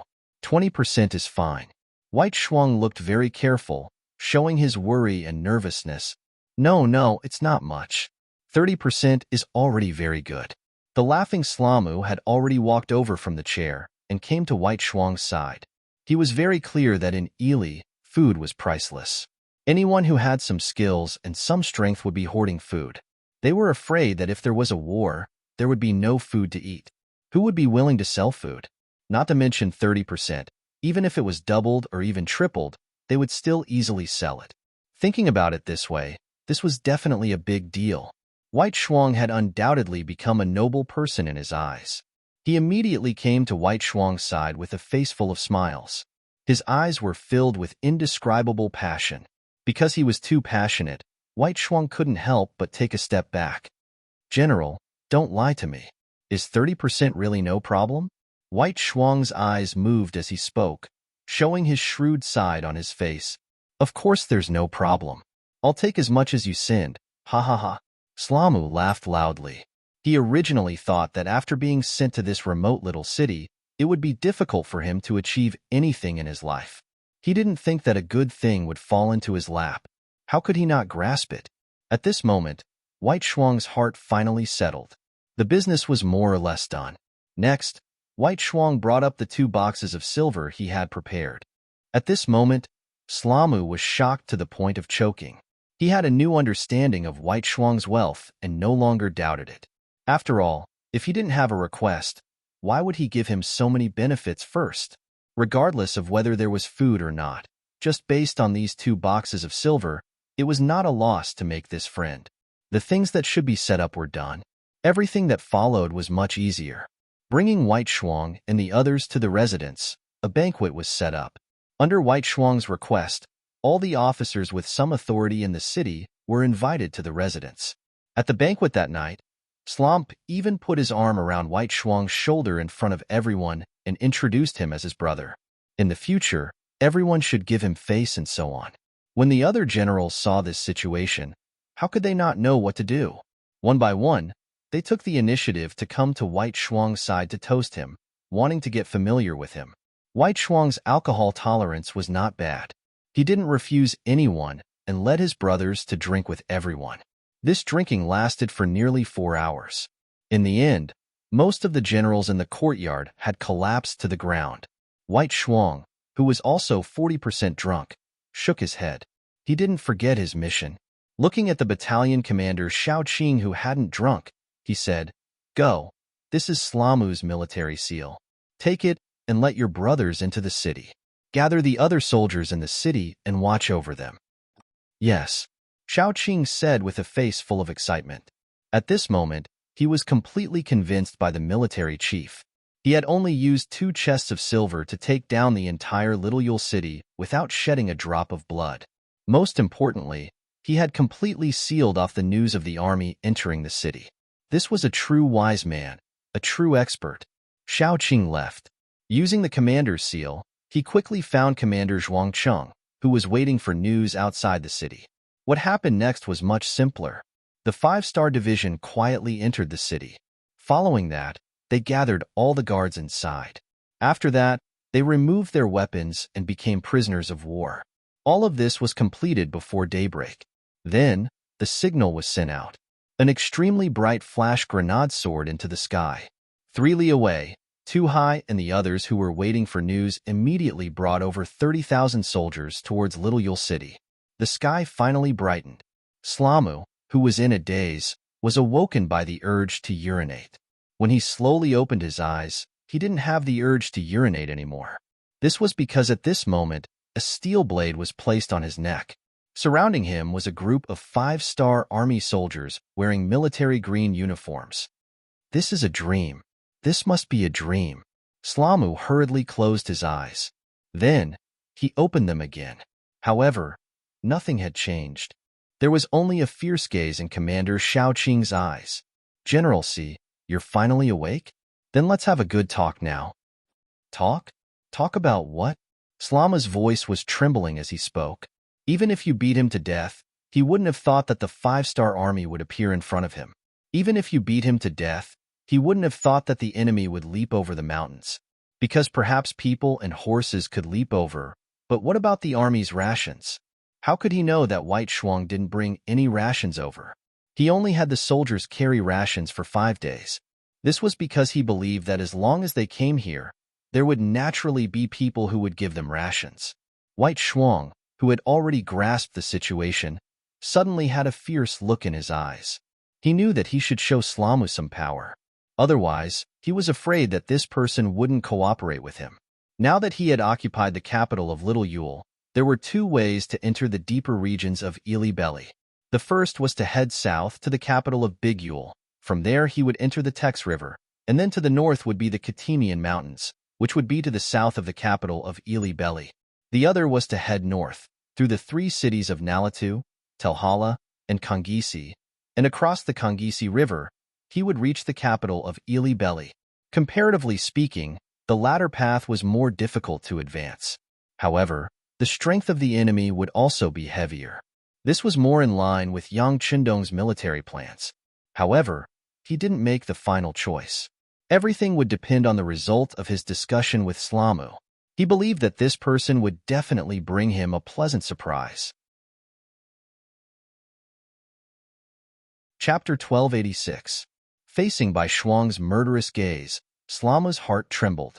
He had thought of something, and his thoughts came true. He heard Bai Shuang say coldly, "I can tell you now that I'm not a merchant. We're the 5-star army. We've crossed Tianshan Mountain to come here. This time, we're here to take your king's dog life. Trust me, it won't be long before this place becomes the territory of our 5-star army. All the soldiers here who oppose us will be killed or become captives who will never see the light of day. You're very lucky to be caught by us first. Now, you're still useful. As long as you're willing to cooperate with us, I promise you'll live a good life. Of course, you can choose not to cooperate. However, I know you, but the blade in my hand doesn't. Please make your choice." As he spoke, he intentionally waved the blade in his hand. The sharp blade flashed in front of Slamu, scaring him out of his wits. Speaking of which, no one wasn't afraid of death. Especially Slamu, who was used to being a general. He could treat other people's lives like grass, but he couldn't do that to himself. In addition, he had been marginalized for many years. He had a lot of complaints against the upper echelons, so he wasn't loyal at all. Now, in order to survive, he didn't have any psychological pressure. He already had the thought of surrendering, but he still wanted to fight for more benefits. After Slamu's eyes looked around, he looked at Bai Shuang, who was waiting for an answer, and said, "How can I believe you?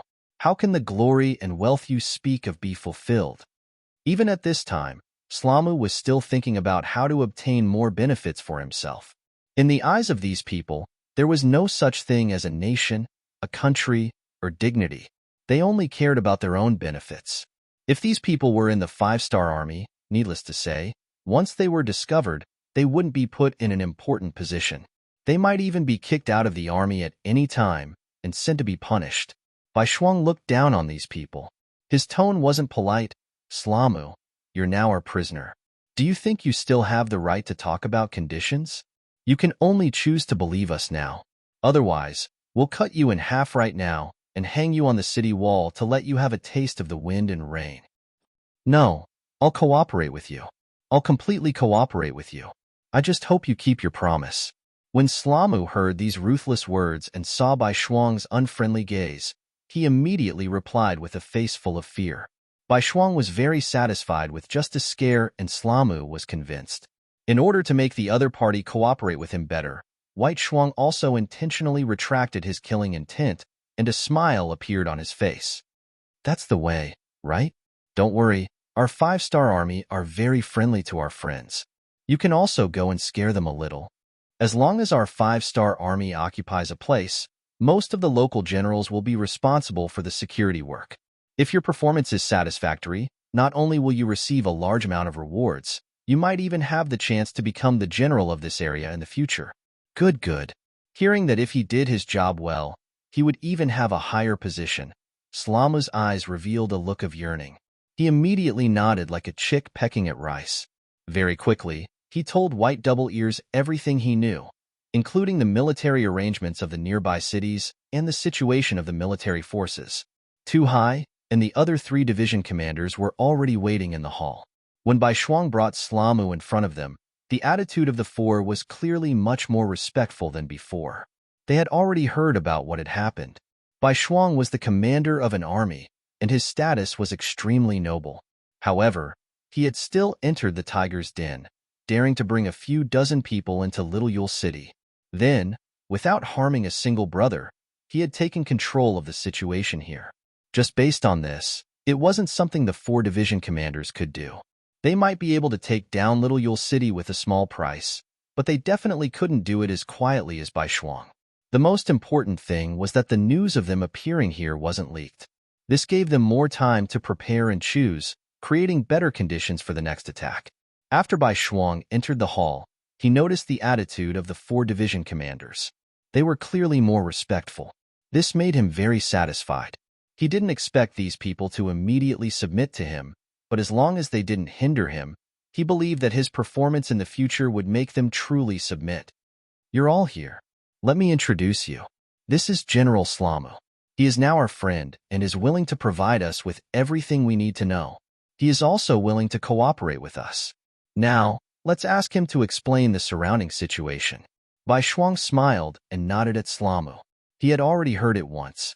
Now that he had Slamu explain it again, it wasn't that Bai Shuang's memory was bad. On the contrary, he was very smart.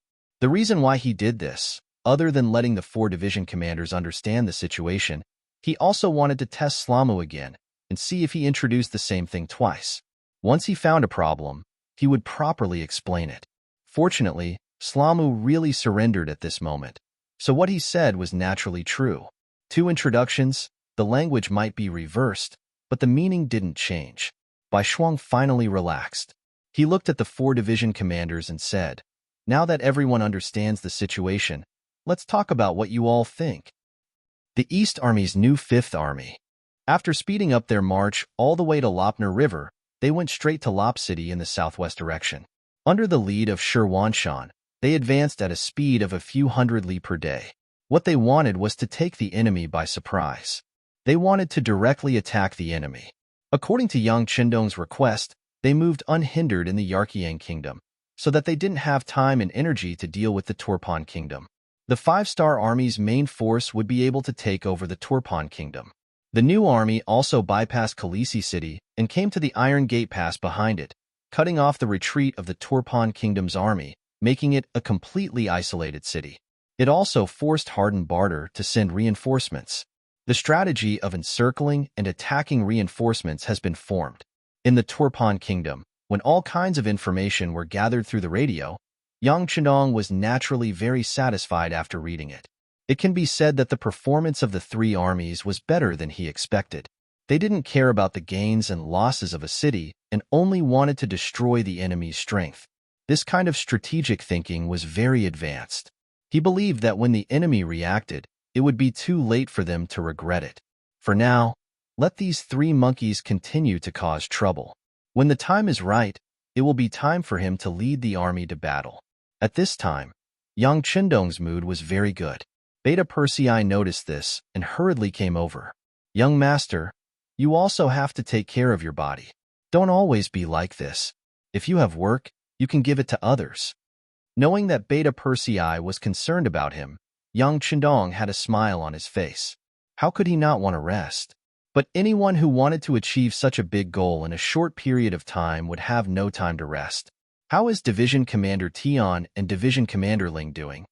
The two people he was talking about were the Division Commander of the 1st Cavalry Division, Tian Hu, and the Division Commander of the 4th Division, Ling Daqiang. After the liberation, they received the order to liberate the Fire Province, Willow City, and other places around Turpan. As the capital of Turpan, there were many large cities and strategic towns around Turpan. It was just that because of the geographical location, they couldn't provide much protection. When Hardened Barter escaped, he didn't escape to those places, causing them to become isolated cities. For the safety of the rear, Yang Chendong decided to liberate these cities. Only then could he walk out of Turpan without any worries. When it came to the situation of these cities, Beta Persei's face immediately showed an excited expression. Young master, everything is going well. The Fire Province has been taken. So fast? Hearing that the Fire Province had been captured, Yang Chendong's eyes flashed with surprise. Tell me the details. Yes. We first sent people to the Fire Province to persuade them to surrender, but the effect was not good. Although they didn't kill people because of the strength of our 5-star army, they threw the emissary out of the city, which angered the two division commanders. They divided the work, and the 4th Division blasted open the west gate of the Fire Province city with a few cannons. Then, Division Commander Tian Hu led the brave cavalry into the city. What followed was naturally a one-sided situation. The Fire Province city was broken in less than half a day. Most of the 20,000 Turpan soldiers guarding the city surrendered, and a few were killed. Now, the two division commanders are using the same method to go to Yanghire City. The news just came, and it seems that the problem can be solved peacefully. When talking about this, Beta Persei's face was full of joy. Clearly, this person was a warmonger in his bones. Yang Chendong was also very satisfied after hearing this. Yes, that's right. If we don't attack, then it's fine. If we move, then it's like a bolt of lightning. Don't give them a chance to fight back. Of course, if we can solve the problem without using a single soldier, then that's naturally the best. Yes, I'll immediately send someone to pass on the young master's order. Beta Persei knew that Yang Chendong was a person who loved his soldiers like his children. This was also because he didn't want to make too many sacrifices, so he immediately nodded. Then, seeing that Yang Chendong was indeed in a good mood, he tried to suggest, Young master, today's official business is not so busy. Why don't we take a walk on the street? You don't know, but Turpan City is very lively right now. Chapter 1287. Yang Chendong was right about this. Ever since this place was occupied by the 5-star army, especially after the previous siege of Turpan, the hearts of the people here had all fallen to the 5-star army's side. In addition, this was a big city in the front line of the battle, so it naturally became the first choice of the fleeing people of the three kingdoms.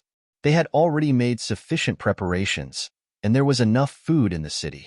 There were nearly 100 big and small grain stores, which greatly solved the problem of food for the people. More and more people stayed here, so it was naturally very lively. Yang Chendong sat in the palace every day. Even if he did not step out of the palace, he could still understand a lot of things through the radio. This made it difficult for him to have any leisure time. Now that the military affairs were going smoothly, he could take a walk on the streets to understand the actual situation. If he discovered some practical problems, he would not have to work and rest. After thinking about it, he did not leave the palace for a long time, so he nodded. Okay, then go and make the arrangements. Remember, don't bring too many guards. Don't disturb the security of the city. Since he said not to bring too many guards, Beta Persei did not dare to be negligent. As the core of Yang Xie and the soul of the five-star army, his safety had always been the most important. After Beta Persei got Yang Chendong's approval, he quickly went out and called the Longwei's first captain, Qiu Vi, over. Then a team of 50 Longwei elites changed into casual clothes and prepared. This was only what could be seen. There were still 200 Longwei members who would follow outside. Once they found any problems, they would immediately appear and provide support. Yang Chendong also changed into a green robe and led Beta Persei, Qiu Vi, and the others out of the palace to the streets. At this time, Turpan City was indeed as Beta Persei had said. The streets were crowded with people, and it was a lively scene. On both sides of the road, there were countless shops of all kinds. Everything related to food, clothing, housing, and transportation was not lacking. These were all operated by the people of other races who had migrated here. Their arrival made the city even more lively and prosperous, filled with people. Occasionally, people in ragged clothes could be seen on the streets. They were all people who had fled from Turpan, Yarqiang, and Ili. Every time they saw them, they could see the surprise and caution in their eyes. They were surprised by the prosperity of Turpan City, and careful that their identity and clothes seemed to be somewhat out of place here. As the group walked, Beta Persei introduced what he had learned to Yang Chendong. Young master, these people will generally be observed for 2 days after entering the city. First, let them feel the prosperity of our Yangxie land. This will make them more confident in their future life and make them more prepared to integrate here in the future. Second, it will also make it easier for our soldiers to observe them. If there are spies from the 3 kingdoms among them, they will often give themselves away, and it will be easier for us to screen them. Of course, after 2 days, those who have no problems will be invited to the shelter in the city to register. Then, they will be transported to the beginning city by the vehicles transporting supplies. There, they will report to the logistics headquarters of Yangxi for resettlement and distribution. Yang Chendong listened silently and nodded from time to time. He doesn't pay too much attention to these things now. With Yang Xie on the right track, he only needs to make decisions on some important matters. These matters will naturally be handled by specialized personnel. Sometimes, when they report the results, he may not even check them. Not bad. This is a good way to deal with it. The governor of the Far Eastern state, Qinbo, sent a telegram a while ago, saying that there is a large amount of newly open land that no one is planting. Moreover, the land there is very fertile. It is really too wasteful. Now that we need manpower, we can consider letting Yangxi send more people over. Listening to Yang Chendong's instructions, Beta Persei of course agreed and kept it in mind. At this time, he was not only the captain of Yang Chendong's guards, but also the butler, secretary, assistant, and other positions. It can be said that he has a high position and power, but he is also very busy. While they were talking, the road in front suddenly became very crowded. Looking from a distance, they could see that many people were gathered there, and it seemed that there were a lot of people. On the periphery, many 5th Star Army soldiers in military green uniforms were maintaining law and order. What's going on? With so many people crowded here, Yang Chendong asked with a slight frown. Go and ask around. Beta Persei didn't often go out of the palace, so he naturally didn't know. He ordered Qiu Vi beside him. Very quickly, the 2 quick-witted dragon guards rushed forward and returned after a short while. Because they were on the street, they didn't salute Yang Chendong. Instead, they cupped their hands and said, 6th young master, the female soldiers in the propaganda office are setting up a stage to perform a show. There are many people watching nearby. Oh, the propaganda office. Hearing this, Yang Chendong was also interested. He laughed and said with great interest, Then let's go and take a look. Okay, I'll arrange it. Beta Persei quickly agreed. Of course, he wouldn't let the young master and the people crowded together to watch the show. If that happened, safety would be a big problem. Immediately, he sent out a few people to look for a spot nearby. He had heard that as long as there was a performance, there would be good observation points in the nearby restaurants. Usually, these places would be occupied by the soldiers of the 5-star army in advance to prevent people from causing trouble and causing problems in terms of safety. Not long after the Long Way left, they came back to report that they had found the 3rd floor of a restaurant. The location was excellent and the view was excellent. The 5th-star army soldiers who were responsible for observing there had already withdrawn. They were only waiting for Yang Chendong to go. Let's go. Yang Chendong also knew that with his current status, it was really not suitable for him to mingle with the people. At least, it was not possible in Turpan City, where the situation was not completely stable. So he nodded and let the Long Way lead him to a nearby restaurant. The 3rd floor was high and looked down from above. It was the big stage of the propaganda office. From here, he could overlook everything. There were originally a few tables on the 3rd floor, but they were completely empty at this moment. The table with the best view had a fruit plate placed on it. Yang Chendong naturally sat at the head of the table. He looked around and saw that the soldiers of the propaganda office were performing. There were many female soldiers among them, and all of them were young and beautiful. Their presence made the show even more attractive. Not long after Yang Chendong sat down, footsteps came from the stairs of the 3rd floor, followed by soft greetings. Yang Chendong's ears were extraordinary, so he naturally heard it clearly. Everyone was calling the 8th vice-captain. Needless to say, it must be Ba Daojiang, the vice-captain of the Long Way 1st Brigade. It was Ba Daojiang. He was off duty today. He had just heard that Yang Chendong came out of the palace and came to the street, so he quickly rushed over. As soon as he entered the 3rd floor and saw Yang Chendong sitting there, he immediately gave a standard military salute. Okay, you're not wearing your military uniform, so there's no need to salute. Yang Chendong looked at Ba Daojiang with a satisfied gaze and nodded gently. Although Ba Daojiang was not the first person to follow Yang Chendong, he was an old man who had been here before the origin city was built. He had always been good and was responsible for Yang Chendong's safety. He had never neglected his duties. Yang Chendong's attitude towards such a person was naturally much more casual. Yang Chendong's tone was so casual. When Captain Xiao V heard it, he chuckled and then took the opportunity to tease him. What's wrong, Vice Captain? You're here to escort the publicity department when you're on vacation. This is almost your second home. Is something good going to happen soon? The burly Ba Daojiang suddenly blushed at this time, which was rare for him. He threw a look at Xiao V, telling him to shut up. Although Ba Daojiang was the vice-captain, he had a very good relationship with Captain Xiao V. The two of them had gone through countless dangers and life-and-death situations together. Their relationship was not any worse than that of brothers. It was precisely because of this that some of his words could be said to be heard clearly by Xiao V. That was why he could make fun of him. Hearing this, Beta Persei and the Long Way could not help but laugh. Only Yang Chendong looked confused. What are you talking about? When Yang Chendong asked, the people below naturally did not dare to not answer. Beta Persei then whispered in front of him, Young master, the situation is like this. Ba Daojiang has fallen in love with the publicity department's director, Shui Qing. At this time, he is stepping up his attack on the city. Oh?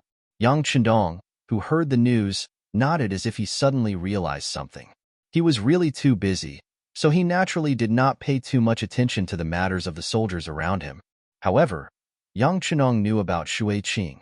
She was considered an old member of the publicity department and was also one of the subordinates that the 6th Madam, Wan Xiaoyu, valued. He had some impression of this person. After being exposed, Ba Daojiang's face turned even redder. At this moment, he lowered his head, losing his usual vigor. Seeing this, Yang Chendong laughed. Men should get married when they are of age. What's there to be embarrassed about? I just don't know how your progress is. Don't embarrass Long Way. Even Yang Chendong began to make fun of him. The Long Way could not help but laugh. Ba Daojiang, whose face was even redder, stretched his neck and said, 6th young master, Shui Qing has a good impression of me, but she said that she is too busy with work now, so she wants to wait a while before discussing the marriage. Obviously, Ba Daojiang was afraid that others would look down on him, so he directly admitted it. Oh, then there's no problem. Not bad. Hearing this answer, Yang Chenong knew that this was a matter of mutual consent. He thought that since he had nothing to do, he might as well be the matchmaker for another month. He nodded slowly and said, "We have always been very busy with work, and will only get busier in the future. How can we have time to rest? How about this? You call Shui Qing over. I will ask her. If there is no problem with her, I will make the decision for your marriage." Chapter 1288. Yang Chendong knew that there would be a huge war coming up and there would be no time left. Ba Daojiang wasn't young anymore. He might as well take this opportunity to settle the matter. It would be a good thing to fulfill someone's wish. The sixth young master was going to be the witness. Ba Daojiang grinned from ear to ear. Chiu Vi, who was standing at the side, saw that his deputy only knew how to smile and didn't do anything. He couldn't help but kick him. "What are you waiting for? Hurry up and invite Miss Shui Qing over." "Oh, I'll go right away." Ba Daojiang, who had regained his senses, immediately agreed. He then turned around and disappeared from the third floor. Seeing how anxious he was, the long-way crowd burst into laughter. In less than an instant's time, Ba Daojiang dragged the panting Shui Qing to the third floor of the restaurant and stood in front of Yang Chenong. Shui Qing was originally organizing a performance downstairs. Previously, she was the publicity director of the Origin City region. Now, she was promoted to the publicity director of the entire grassland region. There were many things that she needed to do every day. When Ba Daojiang suddenly appeared by her side, she was both happy and surprised.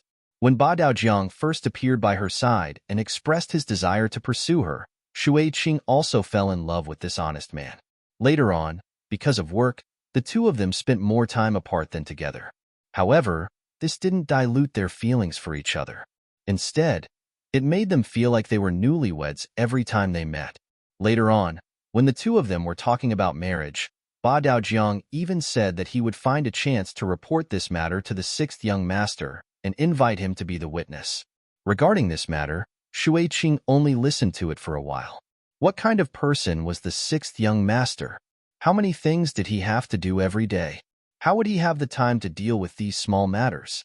Although Ba Daojiang was the vice captain of the Black Cavalry 1st Platoon and could be considered one of Yang Chendong's men, she didn't have any illusions.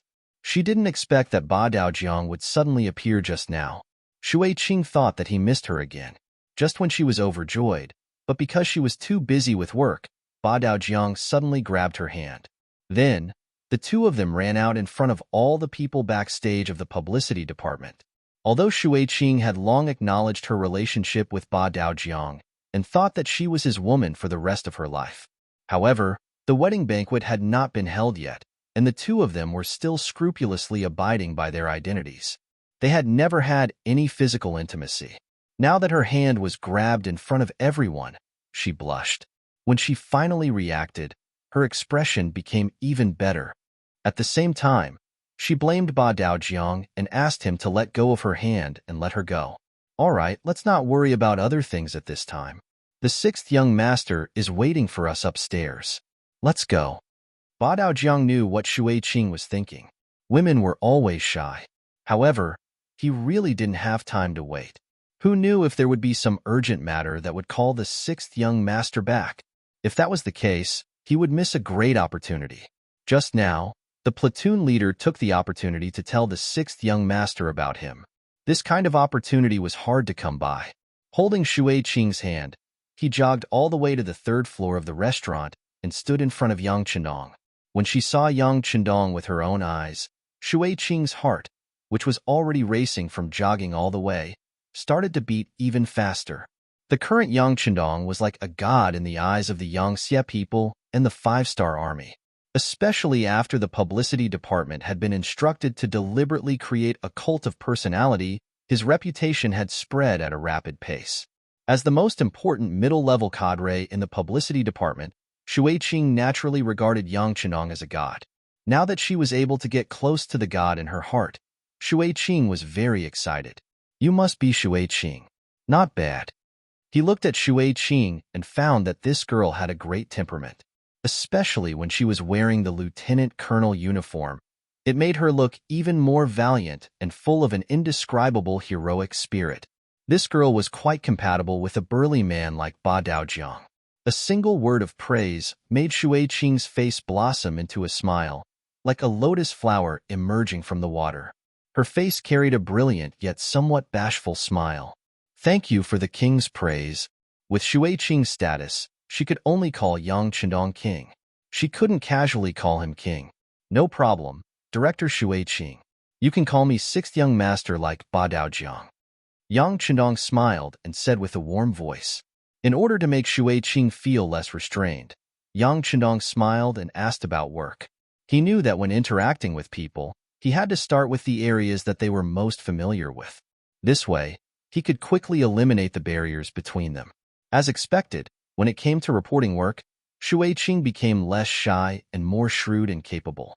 Yes, sixth young master.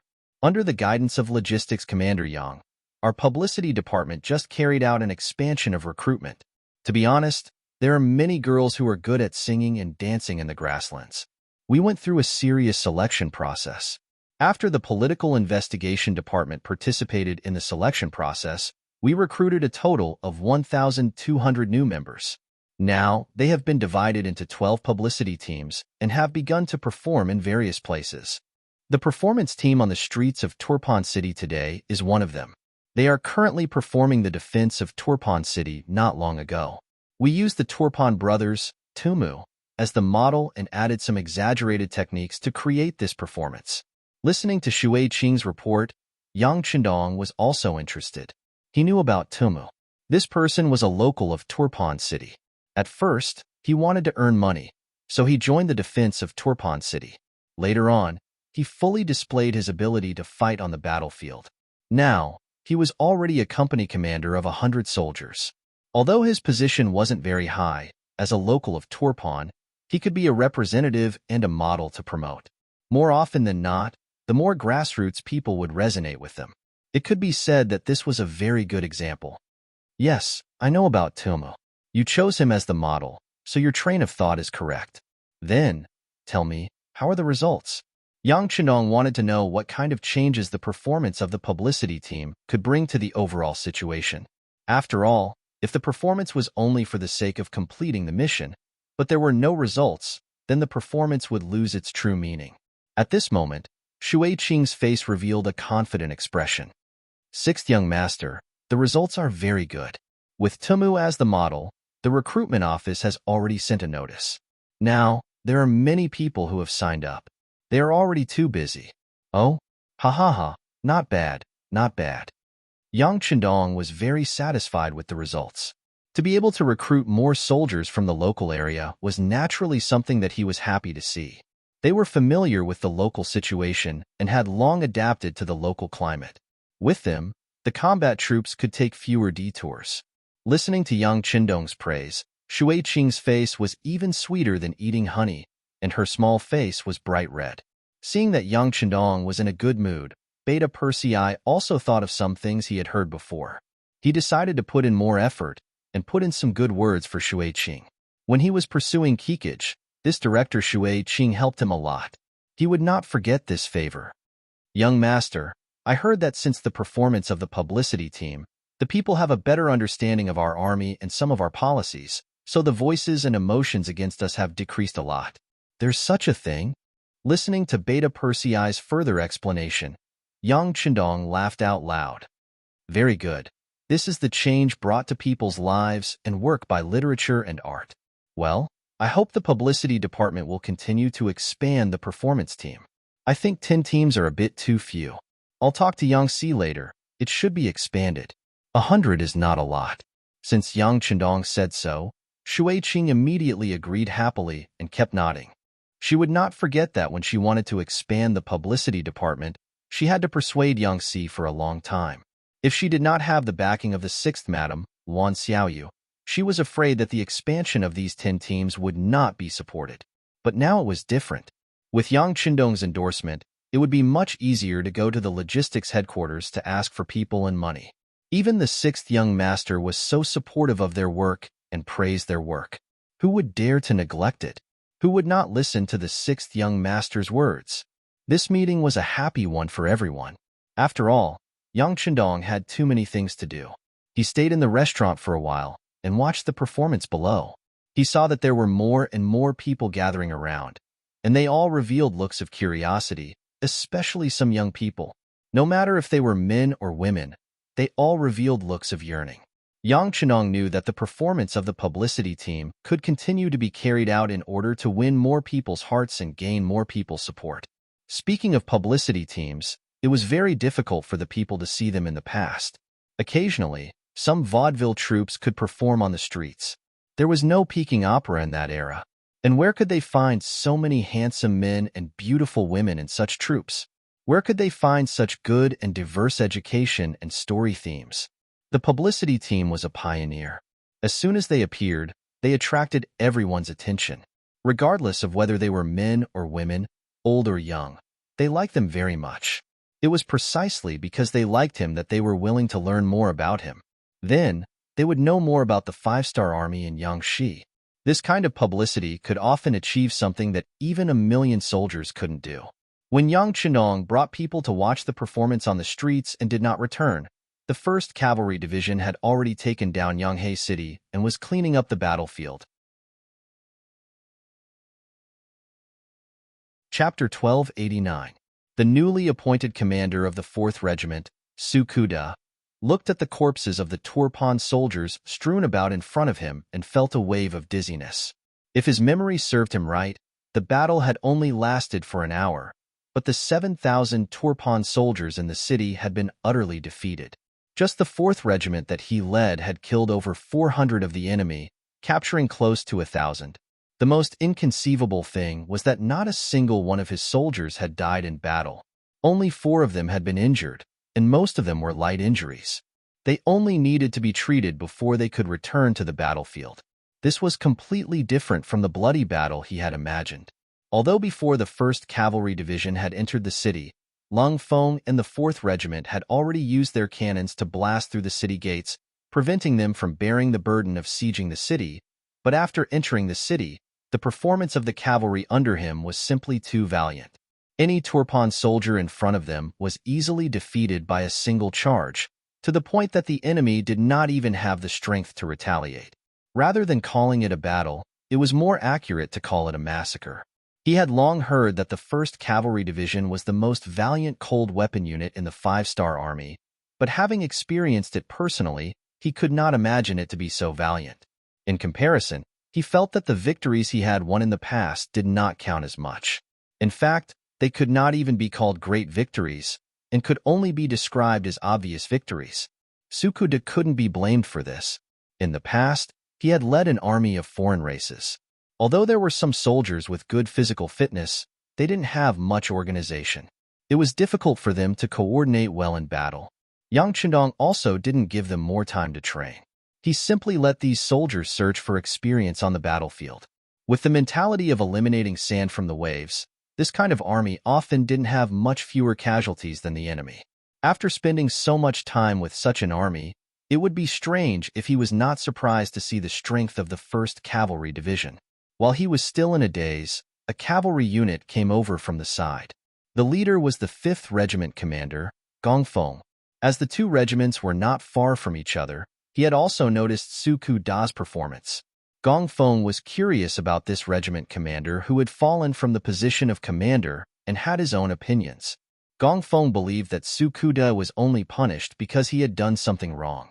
He still had a bright future ahead of him.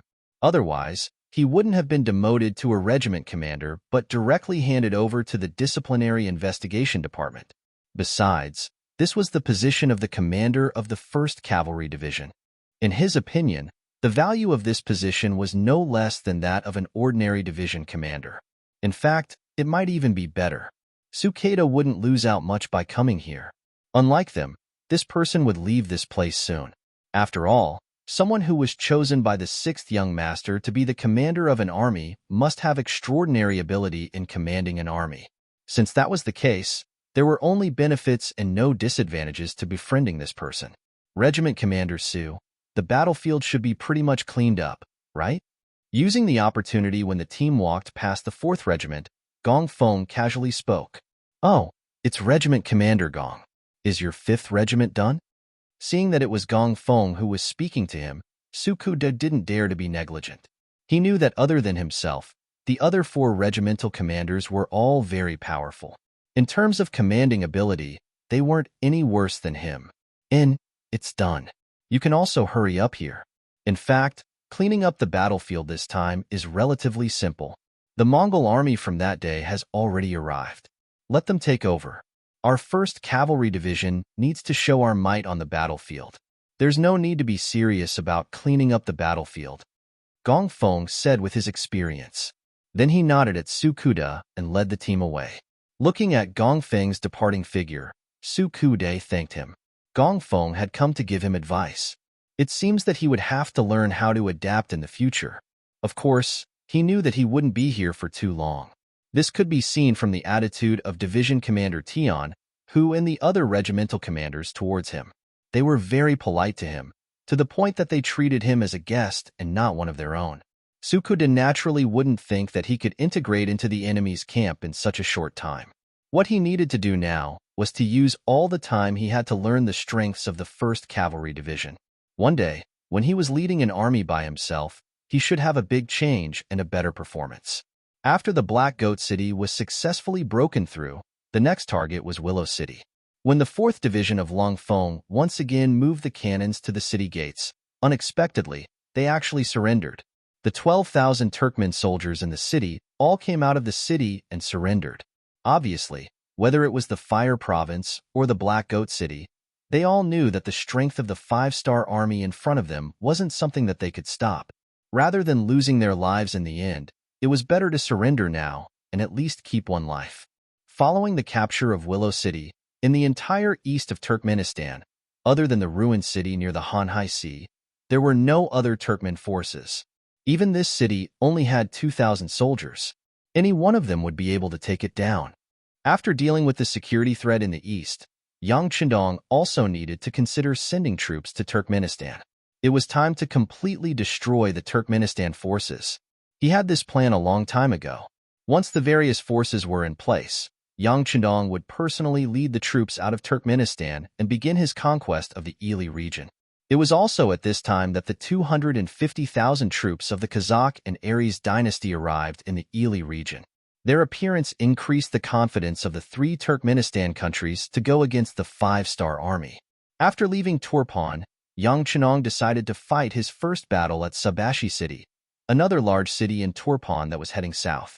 Based on the Intel Department's intel, there were 15,000 Turkmen soldiers in Subashi City. They had already made preparations to defend the city.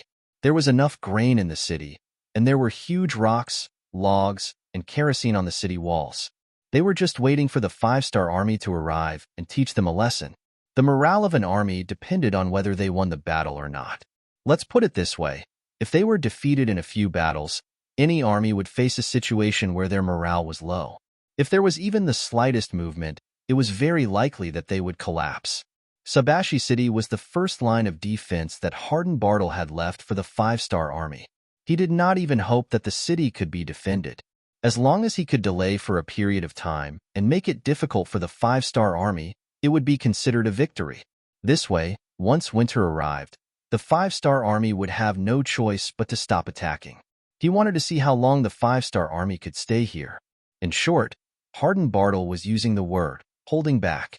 He would not take the initiative to fight the 5-star army. He wanted to use the cities one by one to slow down the 5-star army's advance.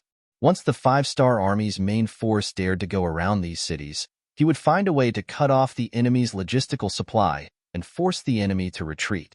Unlike the new army and the other 3 armies, the 5-star army's original goal was not to attack cities. Therefore, once they encountered a city that was difficult to attack, they only needed to go around it. As for the problem of the army's food, they could fight while looting. This was what people often said about using war to support war. Although they were both part of the 5-star army, Yang Qindong's main force could not do this. His goal was to capture cities and seize large amounts of territory. Therefore, no matter how one looked at it, The loss of Sabashi City could not be avoided. Yang Chendong did not think about going around it. With firearms and cannons that were hundreds of years ahead of this era, why would he want to go around it? Sieging a city? This should be his favorite mode of war. Send down the order. The 4th Lu Division will be the vanguard, the Liaodong Division will be the left, and the Far Eastern Army's 1st Cavalry Division will be the right. After the 4th Lu Division breaks through the gates of Sabashi City, the left and right cavalry will enter the city together. Those who surrender will live, those who resist will die. After the order was sent down, close to 30,000 5-star army moved out, leaving Yang Chendong's main force and surging forward. Yang Chendong, who was very confident in this battle, called over General Narasong of the Mongol Alliance Army and said, "Go and arrange for the people who are preparing to migrate to enter the city. Also, move all the people who should be migrating out. If there are people who are unwilling to leave their homes, forcefully take them away. If they resist, kill without mercy. Those who are not of my race will definitely have different intentions."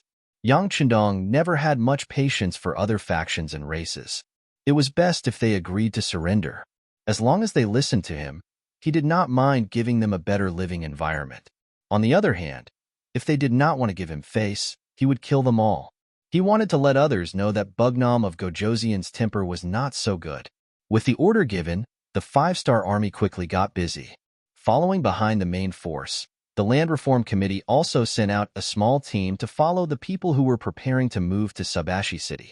Yang Chendong's time was limited, and he would not waste too much time in Ili. He wanted to solve the problem here as quickly as possible. Previously, when the new army passed by this place, they chose to go around it. This made the Turpan soldiers heave a sigh of relief. This time, when they saw another batch of 5-star army appear here, they knew that it would be hard to avoid this battle. However, under the orders of the defending general, they were prepared for battle. At the same time, smoke signals were lit up on the city walls, sending out warning signals. Chapter 1290. The current situation of the Turpan army was extremely bad, to the point of being somewhat miserable. In their own territory, they couldn't even communicate with each other. The only way to contact each other was to use smoke signals to determine whether they were in danger or not. This naturally had a lot to do with the fact that the new army was attacking everywhere. They did not focus on attacking cities, but rather on reducing the enemy's strength. The new Third Army had regiments and even battalions as units. Once they found a Turpan army, they would appear from all directions to surround and annihilate them. As time passed, the Turpan army could only hole up in their cities, not daring to take half a step out. They did not even dare to leave their cities, nor did they have the communication devices of the 5-star army. Right now, they were like fat lambs in a pen, waiting to be slaughtered. As the smoke signals rose, the city walls of Sabashi were filled with Turpan soldiers. They had even learned from the 5-star army's experience in defending Turpan, gathering the civilians who had not fled. They wanted to borrow the strength of the civilians to defend the city.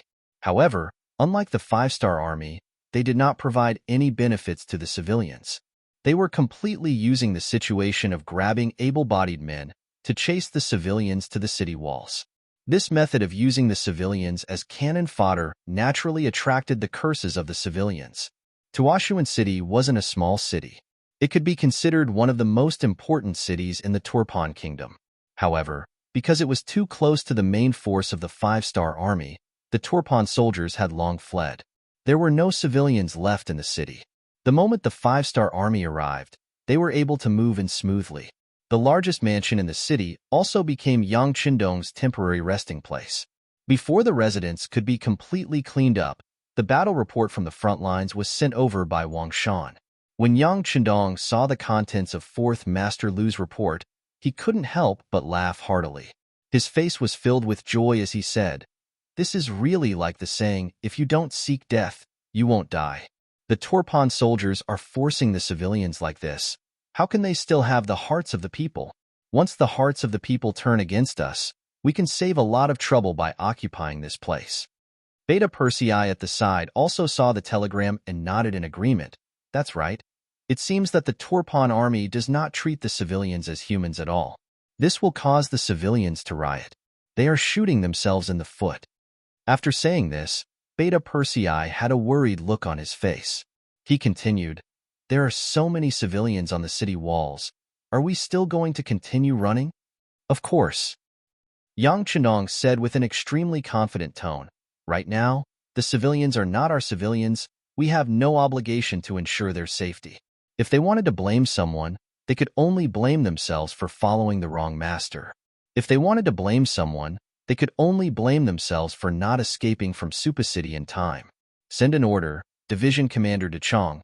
Tell him not to have any misgivings and to proceed with the original plan." In doing so, the lives of some civilians would naturally be sacrificed, but this was not in Yang Qindong's eyes. If it had to be said, he was a staunch nationalist. If the people standing on the city walls were Han civilians, he would definitely refrain from shooting at the rat for fear of breaking the vases. This was also the reason why Yang Xie did not directly declare war on Ming and Ming even though he was so powerful. However, there was no need to be polite to the foreigners. The deaths of these civilians would be blamed on the Turpan government. After the unexpected situation occurred, Division Commander De Chong had no choice but to report it, but he did not stop the work at hand. The muzzles of the cannons that should be adjusted were already in place. With his understanding of the sixth young master, just these foreigners alone would not be able to stop the five-star army's determination to occupy this place. As expected, the order to attack according to the original plan was sent to him. Immediately, Division Commander De Chong did not hold back. He raised the red flag high and roared, "Fire!" Boom, boom, boom. In just the first round of bombardment, out of the 6 cannonballs, 2 cannonballs accurately landed on the northern city gate. The tall city gate that normally required at least 4 people to close began to tremble as if it would break open at any moment. Second round of cannons. Continue. Division Commander De Chong lowered the red flag in his hand again. Immediately, another round of cannons was fired, causing the ground to tremble again. On the city walls of Suba, the cannons suddenly fell. This caused the Turpan civilians, who were originally unwilling to go up the city walls, to have a drastic change in expression. The cowardly ones had already wet their pants and sat down on the ground. Their legs were trembling, and they had no strength to stand up. Most of the civilians were like this because they had never seen such powerful cannons before. In their eyes, firecrackers were not something they could come into contact with frequently, let alone cannons that were 10,000 times more powerful. In contrast, the Turpan soldiers guarding the city were also frightened. They were not mentally prepared in this regard. When the cannons fell, especially when one of the cannons landed among them, it immediately caused dozens of casualties. Looking at the broken limbs everywhere, and the smell of blood directly assaulted their nostrils. The soldiers were all trembling, and their hands that were holding swords became weak. At this point, how could they still have the time to monitor the civilians' performance? The series of cannons completely disrupted the Turpan army's plan, and also caused their already low morale to drop to a freezing point. When another 6 cannons were fired, one of them destroyed the north gate of Suba. The Liaodong Cavalry Division and the Far Eastern Army's 1st Cavalry Division, who had been waiting for a long time, rushed in through the gate. When the battle cries rang out in all directions, the soldiers' last line of defense completely collapsed. At this moment, most of them did not fight with their weapons. Instead, they threw down the weapons in their hands and turned to flee. This was not a battle strategy of this era, and it caused their confidence to be completely destroyed. In their hearts, an indelible thought was formed. The 5-star army was not human and could not be defeated. The 2 divisions of cavalry smoothly entered Subashi City from the north gate. The cannons also stopped firing, but the chaos in the city did not stop. They did not expect the 5-star army to arrive in front of them so quickly, and the Turpan soldiers in the city did not make any preparations. As a result, the 5-star army cavalry charged in all directions, and unless they threw down their weapons and surrendered, they were all killed by the brave 5-star army cavalry soldiers. There was almost no resistance, and Suba was conquered by the 5-star army. They captured and injured over 10,000 enemies and saved over 30,000 civilians. From the start of the cannons to the end, it only took 6 hours. When the news of victory reached Yang Chendong, he waved his arms and said excitedly, "There is no need to pack up anymore. We will set off now and head to Suba. At the same time, we will inform the 4th Division and the rest of the front line to continue forward. Our next target is Kunlui City. Under the lead of Commander Bai Shuang, the First Army understood more about the situation in the Ili region through Slam. After discussing with the 4 division commanders, they finally gave up on Dayu City and chose to charge towards Nalatu City. Under the meticulous planning, Slam introduced the grain merchants to Nalatu City. Under the same method, they took another city without any bloodshed. It could be said that their progress was extremely fast. When they were about to take the city of Telhala, the news finally leaked out. After all, this was already within the borders of the Ili Empire. Their spies were everywhere, and it was impossible for the 30,000-strong First Army of the Outsiders to remain completely silent. The city gates of Telhala in front of them suddenly closed, the city towers filled with soldiers. When the news reached Bai Shuangji's ears, he immediately made the decision to bring the army and the provisions he plundered from the 2 cities to attack.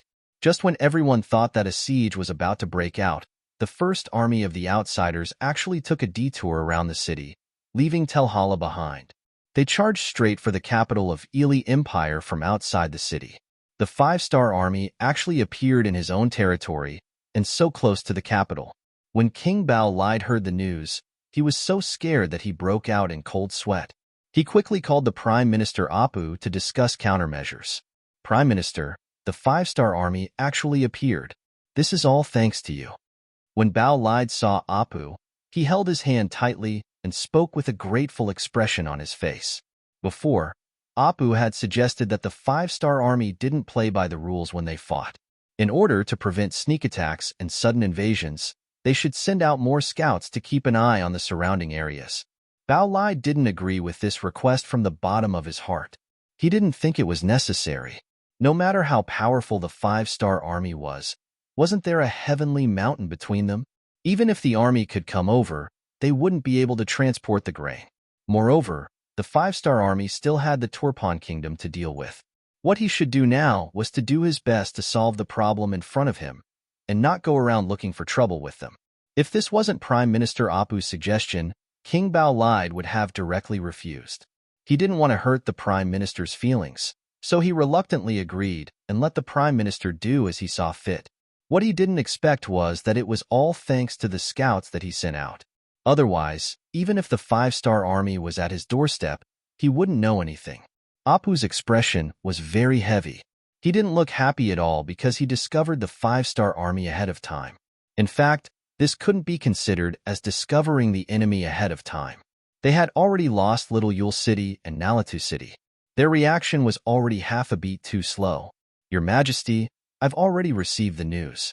The 5-star army really did come from Heavenly Mountain. They didn't bring a large amount of grain. They just attacked the city and looted it. Chapter 1291. What? How can they be so bold? King Baolida's already gloomy face became even more gloomy. He didn't say anything for a long time. Yes, their guts are too big. Why don't we just eat them? Prime Minister Ali Pu hesitated for a moment before speaking with a solemn expression. Eat them up? Wouldn't that make us enemies with the 5-star army? King Baolida frowned. It was a pity that he was still hoping for a peaceful solution at a time like this. This was the sorrow of the weak. It was just like when the Japanese invaded China. Even though they knew that the enemy had ill intentions, they still restrained themselves. They only realized their mistake when they lost a large portion of their territory. The weak did not have any initiative on the battlefield. They were at the mercy of the enemy. Seeing that the king was still hesitating, Apu sighed and said, Your Majesty, we can't wait any longer. The 5-star army did not even give us a heads up before attacking us. If we don't send an army to surround them, I'm afraid that once the enemy's main force arrives, we won't be able to retaliate. We still need to think about it at length. How about this? We will only send people to block them. At the same time, we will order the cities to prepare their defenses and observe the situation. King Baolida was still hoping that the 5-star legion would be at a disadvantage on the main battlefield, and they would be stopped by the Turpan Kingdom's army. If this was the case, perhaps they wouldn't even need to make a move. The 5-star army would have to withdraw from this place. In this way, they would be able to obtain victory without shedding a drop of blood on their blades. Once the five-star army retreated, they would not lose any strength. Wouldn't that be the best time to take over the Turpan and Yarkying territories? At this moment, King Baoli was still dreaming of unifying the entire region. It was, as the saying goes, a fool's dream. Apu naturally did not agree with King Baoli's words. However, he was a subject and the other party was the king. Since that was the case, he could only obey. All right, then order the cities to defend first. Let's observe the situation first. There was one more thing that Apu didn't say. Once the ambitions of the five-star army were exposed, the king would have no choice but to send troops to suppress them. After the two of them had a detailed discussion, the king of Baoli issued a number of orders to the generals of the major cities in Ili, telling them to exercise restraint and pay close attention to the five-star army's movements. At the same time, they were to guard their own cities well. If it wasn't necessary, they were to not engage the five-star army in a direct confrontation. King Baolide was satisfied. He believed that as long as he didn't provoke the other party, the five-star army would leave if they couldn't take down the city. At the very least, his losses wouldn't be too great. On the other hand, Arup was unwilling to leave. He could clearly see how ambitious the five-star army was. Their strength was not something a small country like Turpan could satisfy. Right now, the most important thing to do was to unite and fight against the enemy together, and not watch each other make fools of themselves and be defeated one by one. I can only persuade His Majesty next time. Let's go back. After leaving the palace, Arup sat in a sedan and headed back to the Prime Minister's residence under the protection of 20 guards. What he didn't know was that after he left this time, when he returned to this place, everything had changed. Just as Arup and his men left the palace, several pairs of eyes stared at them from a dark corner. Soon, a very small voice sounded out.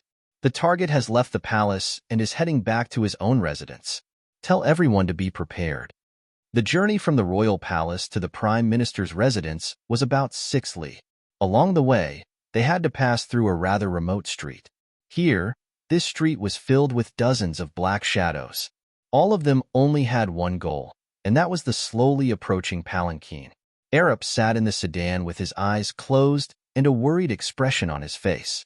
The king's reaction and point of view were very different from his, and this made him very vexed. He had always believed that he was the enemy. When facing the ambitious five-star army, it was fine if he didn't make a move, but if he did, he had to make sure that he hit the enemy with a heavy blow. Only then could he make the enemy feel pain and retreat. Although doing this might lead to the retaliation of the five-star army, if he didn't do this, would they let him off so easily?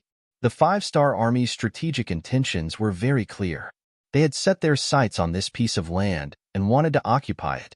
This created an irreconcilable conflict between the two sides. Since this was the case, what difference did it make if they started the war a day earlier or a day later? If they didn't take advantage of the fact that the enemy had yet to gain a firm foothold and missed this opportunity, they might not have another chance like this in the future. No, I have to persuade His Majesty in the future that he can't be soft on the five-star army. The enemy only has 30,000 cavalry. As long as he plans well, with the geographical advantage, it won't be difficult to mobilize 100,000 cavalry.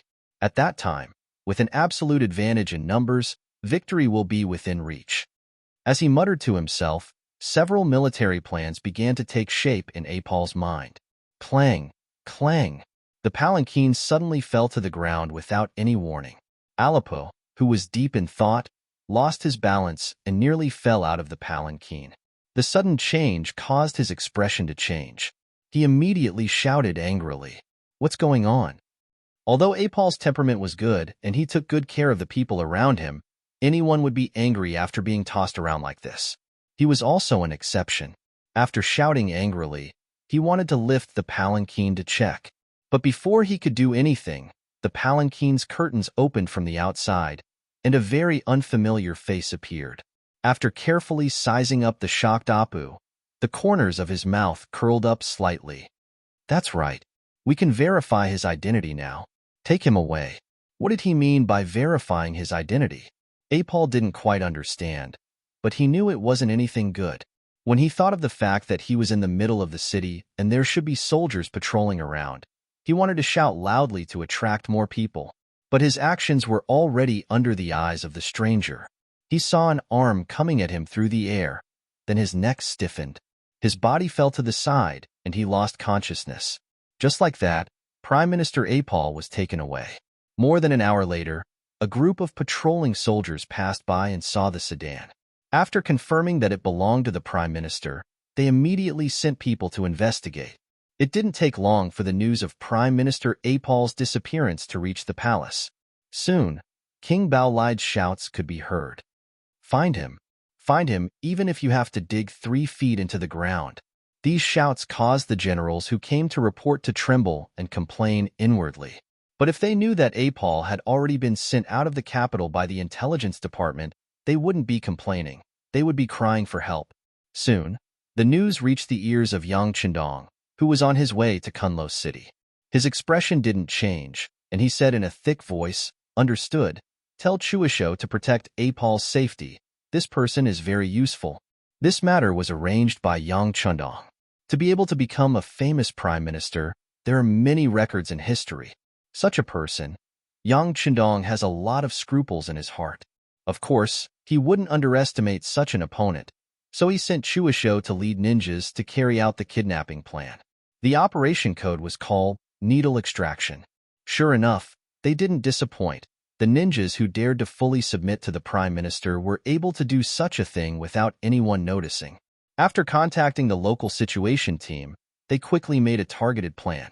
A burst of poisonous smoke was scattered, and the whole operation didn't cause any commotion.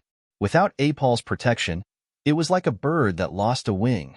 The threat it posed was greatly reduced. This also created more opportunities for Bai Shuang's First Army's military plan.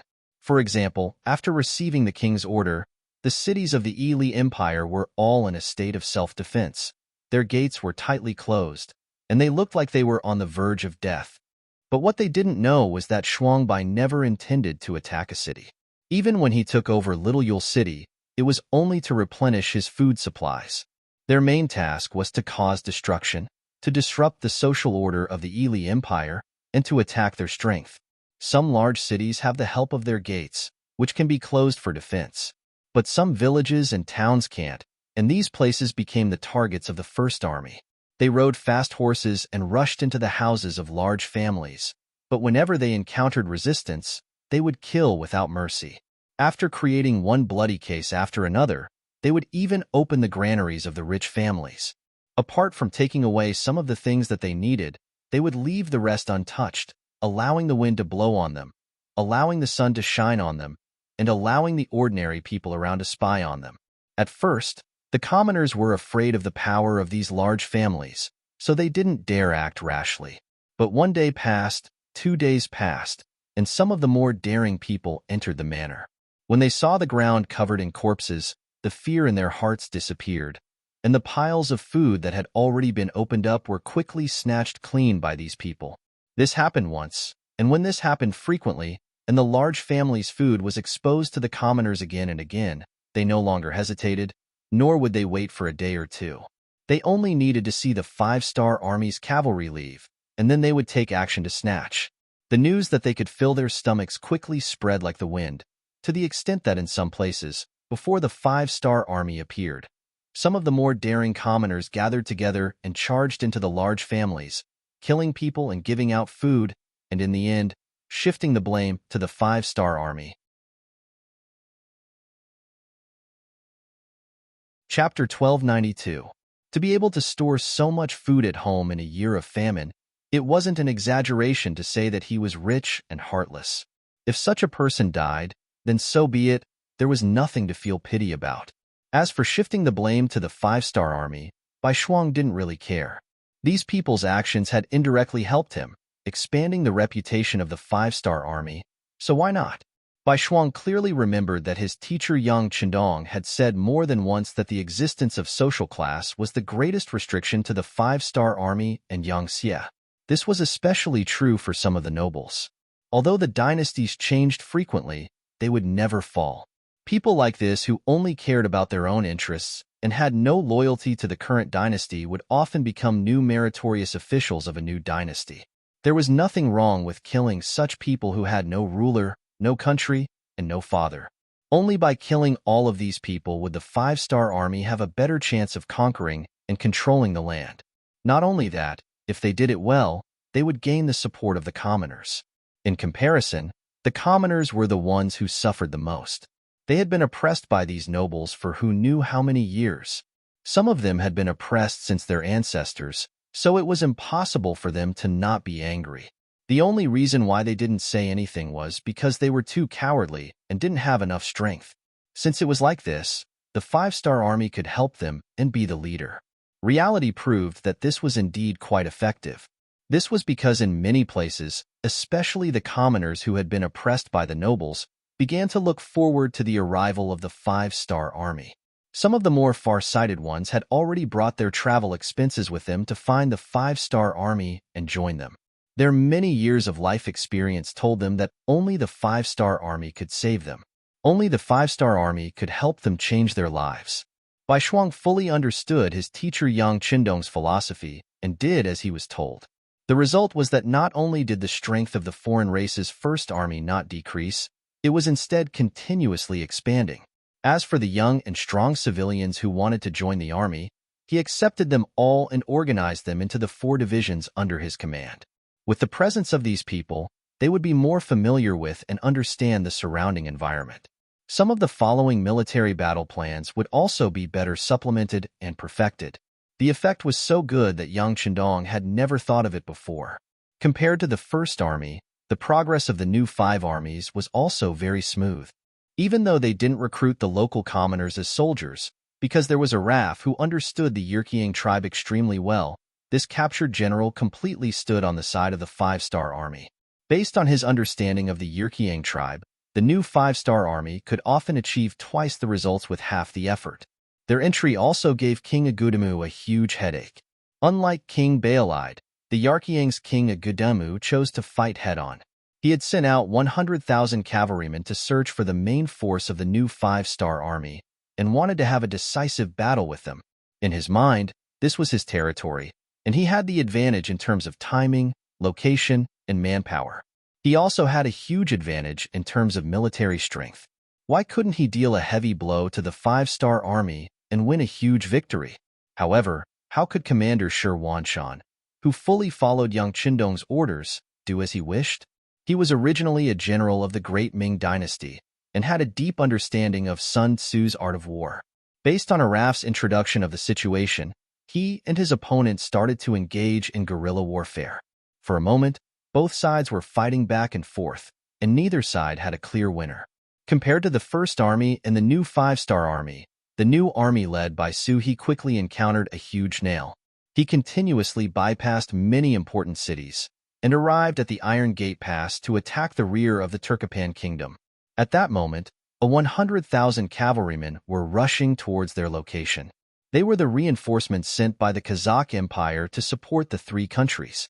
The general leading them was still Janibek Khan's younger brother, Kelii. Last time, he had brought 80,000 soldiers and lost 30,000 of them. This made him feel extremely ashamed. This time, when he set out for the second time, he had already made a decision. He had also fully absorbed the experience of the previous battle. He wanted to lead the army alone. Kelii had always believed that his previous defeat wasn't because he was inferior to the five-star army, but because his allies weren't strong enough. As the saying goes, don't fear a godlike opponent, but fear a pig-like opponent. This was what he thought. This time, he didn't inform anyone that he was leading an army of 100,000. He also didn't have any intention of joining forces with any country. Apart from contacting them when he needed provisions, he spent the rest of his time traveling alone. He wanted to find the main force of the five-star army and have a decisive battle with them. The heavens seemed to know what he was thinking and gave him a chance. When he learned from the scouts that there was a 30,000-strong five-star army just 150 li away from them, he became extremely excited. Good, very good. Pass down the order for the army to speed up. We must surround the 30,000 five-star army. When moving behind the enemy lines, without enough information, it was easy to fall into danger. Sui felt a great amount of pressure. The number of scouts he sent out was sufficient, and the distance they covered was far enough. This was the reason why he didn't lose. With the existence of these excellent scouts, the moment the 100,000 Kazakh Empire troops appeared 100 li away, the news was sent back. When he learned that the enemy had 100,000 cavalrymen, the first thing Suhi did wasn't to run away, but to calm down and consider whether or not he could take down these 100,000 soldiers. 30,000 against 100,000, and he still wanted to take down the enemy.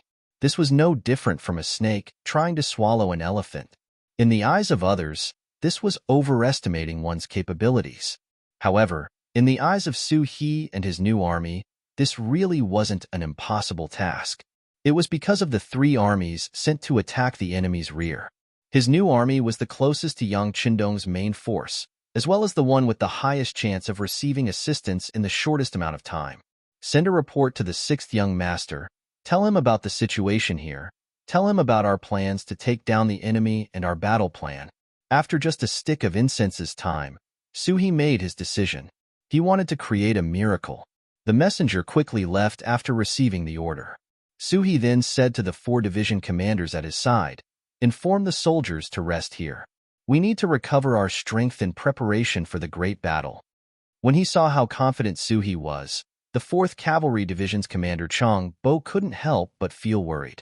"Military commander, will the king agree to our request?" These words attracted the attention of the other 3 division commanders. It was clear that this was also a question they were concerned about. However, Suhi's expression didn't seem to care as he said, "If the 6th young master agrees, then we'll fight this battle well. If he doesn't agree, then we'll retreat. It's just a moment of rest." Suhi's meaning was extremely clear. He wasn't sure if Yang Qindong would agree, so he made 2 preparations. Would Yang Qindong agree? When the telegram was sent, he didn't immediately give an answer. Instead, he stared at the telegram for a long time. The Kazakh Empire and the Aries dynasty had sent a total of 250,000 cavalrymen to aid the Middle Kingdom. He had already received the news from the intelligence department. Yang Qindong welcomed their troops because it gave him an excuse to invade the 2 countries. Just like when he entered the Ili region, didn't he also say that he wanted to take revenge? Even though the matter of Ili sending troops had happened a long time ago, this excuse was a bit forced. But even if it was an excuse, who cared if it was prudent or not? And now, these 2 countries had given him a legitimate reason. Of course, it couldn't be any better. However, it was still 250,000 cavalrymen after all. How could it be so easy to deal with them? Yang Qindong did not have enough preparation to deal with them, nor did he know what kind of environment and conditions to fight them. On the battlefield, opportunities were constantly changing. Many sudden events didn't give you time to prepare. Now, the opportunity had come. The new army wanted to fight 100,000 Kazakh cavalry. What he had to do was agree or disagree. If he agreed, then it was just a question of who to send as reinforcements. Yang Qindong wasn't so arrogant as to think that the new army could stop 100,000 Kazakh cavalry with only 30,000 people. But what if he sent some reinforcements? Come, call Tian Hu and Ling Daqiang over. On the battlefield, the 1st Cavalry Division had no place to be used. They were only brought along to guard against sudden events. Now that the opportunity had appeared, it couldn't be better to send this army. As for the 4th Infantry Division, when sieging the city, they didn't need a division's strength. 1 regiment was enough.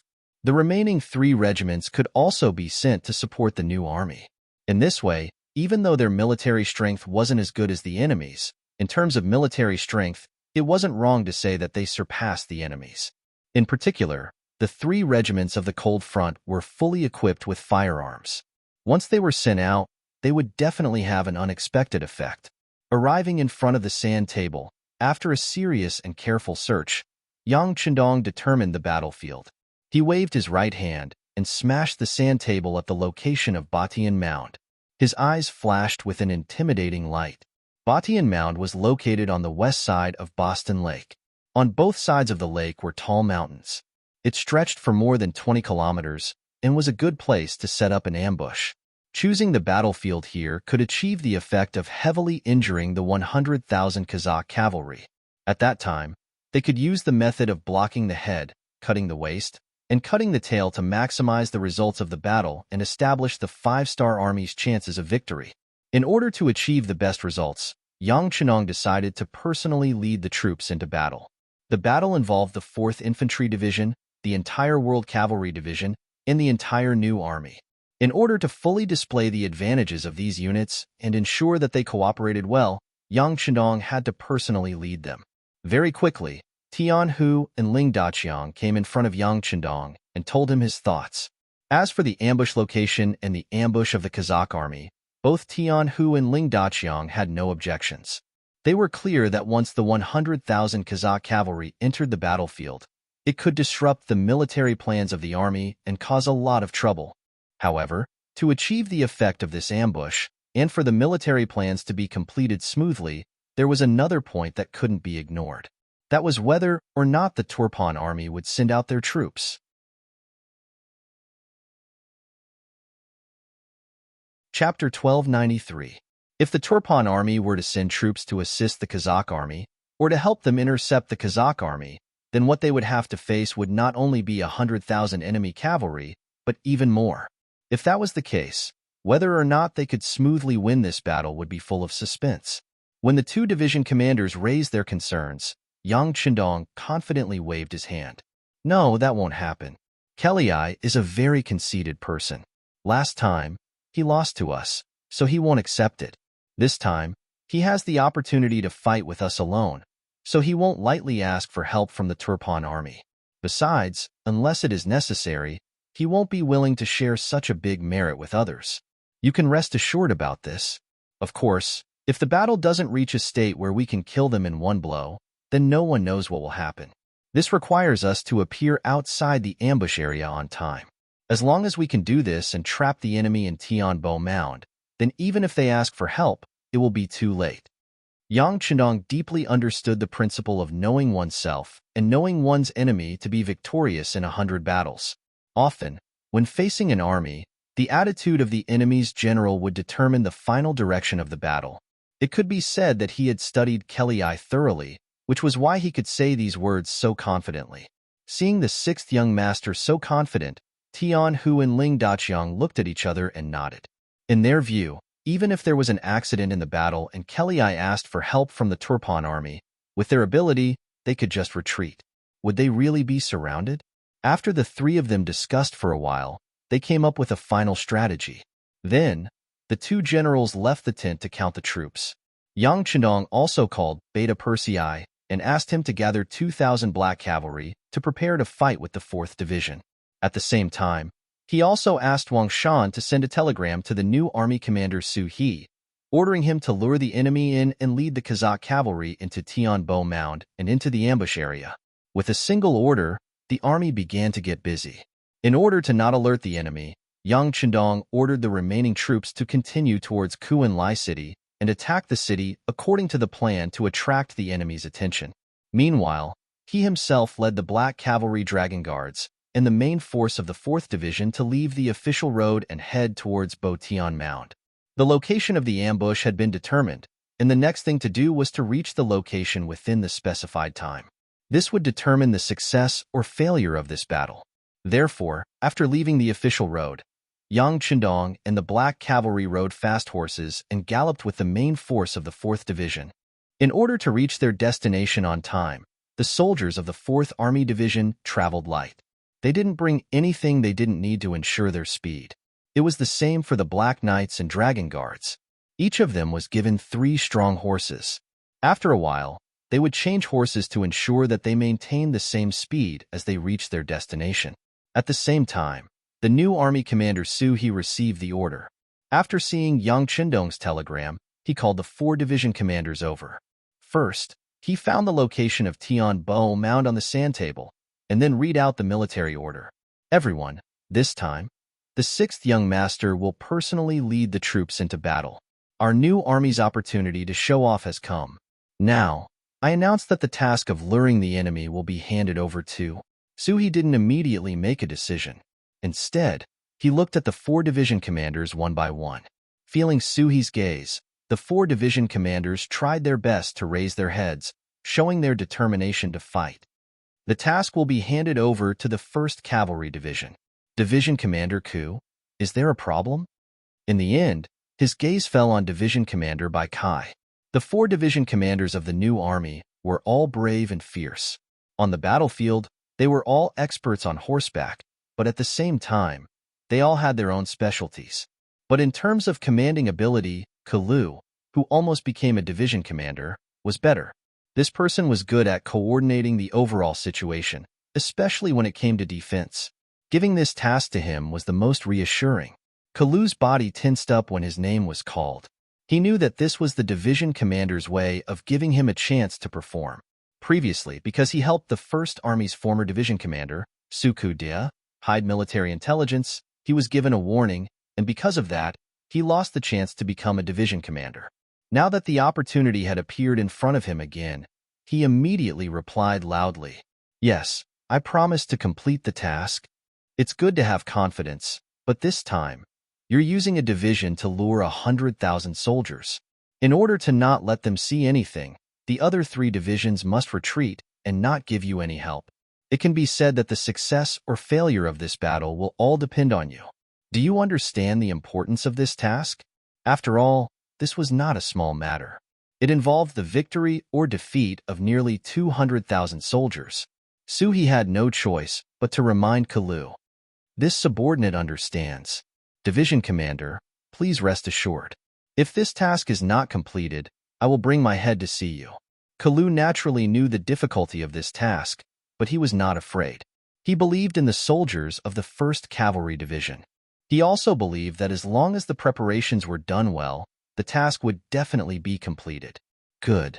What he needed was Kalu's determination. Suhi nodded with satisfaction. Then he ordered the other 3 divisions to raise their flags and pretend to retreat in a sorry state. Of course, this was to let the Kazakh cavalry see. This was also the only thing he could do for Kalu's 1st Cavalry Division. After that, the 3 divisions of the new army's main force ran away. In order to make it seem more realistic, Suhi ordered the troops to throw away some of their equipment after a certain distance. This made it seem like they were retreating in a hurry and fleeing in a sorry state. Only by doing this could they lure the enemy's army into an ambush circle. This action of the new army was quickly discovered by the Kazakh cavalry scouts. One by one, they reported it to General Kelly, causing him to laugh uncontrollably. Good. It seems like our sudden appearance has indeed caught the 5-star army off guard. Very good. Order the army to speed up and catch up to the 5-star army. Then we'll eat them up. After Kelly returned to Kazakh after his defeat, although his brother Janabek Khan did not blame him, he still felt very uncomfortable in his heart, especially the unwillingness in his heart. From the beginning to the end, he did not have a chance to properly fight with the 5-star army. This made him feel even more unjust. If it was a fair battle and he lost, then there was nothing to say. However, losing to an ally was something that he could not accept. This time, he brought another 100,000 troops to battle. He had thought it through and decided that he must have a fair battle with the 5-star army. He wanted to let the enemy know the power of the Kazakh cavalry. Kelly happily gave the order. His deputy, who was personally placed in the army by Janabek Khan, narrowed his eyes and stepped out. "General, should we send a message to the king of Turpan and ask him to cooperate with us to block the 5-star army's escape route?" Hearing this suggestion, Kelly did not immediately reply. Instead, he fell into deep thought. Of course, he knew that blocking the 2 sides was much more effective than chasing after them alone. However, deep in his bones, he did not trust these allies. He did not want to share this great merit with others. If the Turpan army appeared and blocked the 5-star army's escape route, then he would be very unwilling to share the merit with others. After thinking about it again and again, he decided to give it a try. If it really did not work, then he would send someone to inform the Turpan army. Furthermore, he had 100,000 soldiers, and the enemy only had 30,000 cavalry. No matter how he looked at it, there was no possibility of him losing. Kelly was just like Yang Chendong. He did not inform the Turpan army of the situation. This was also his fate. This would also become the most regretful thing in his life. After making up his mind, Kelly ordered General Porta to be the vanguard and move quickly. The order he gave was to quickly chase after the escaping five-star army and viciously bite their tails. It would be best if they could tangle with them and create enough time and opportunity for the main force to arrive and form an encirclement. Porta was also a famous general in Kazakh.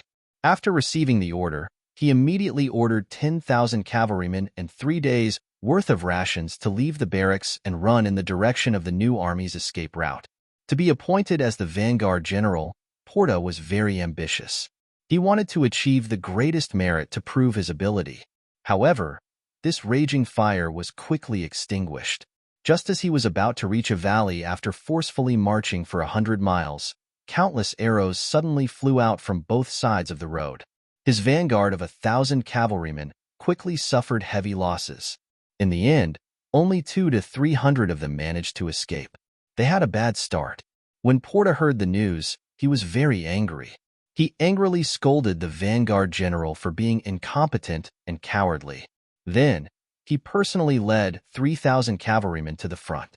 As expected, as soon as they arrived, they were attacked by arrows. However, Porta was prepared and quickly launched a counterattack. He ordered his cavalrymen to split into 2 groups and rush to the high ground on both sides. Under Porta's command, the 3,000 cavalrymen rushed through the waves of arrows and rushed to the top of the valley, which was more than 20 meters high. The 2,000 five-star army that were lying in ambush here kept retreating. Many bows and quivers were thrown all over the ground, and the few warhorses were abandoned as well. Ha ha ha! Seeing the result of this battle and the 5-star soldiers rushing into the dense forest in the distance, Boda threw his head back and laughed heartily to release the joy in his heart. However, he did not notice that although they had captured a lot, they did not leave behind a single 5-star army soldier. However, at this moment, he was completely enjoying the feeling of victory. Everything else had already been thrown to the back of his mind. Do you see that? This is the powerful 5-star army that people have been talking about. Come on, let's continue forward. Porta was happy and the vanguard continued to move forward.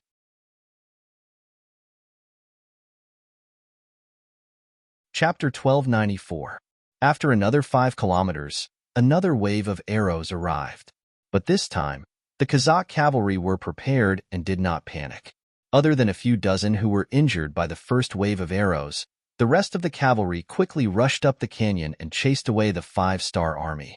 After 2 consecutive victories, the Kazakh army's morale was greatly boosted and their speed seemed to have increased a lot. However, after 5 kilometers, another wave of arrows came, forcing them to slow down their pace.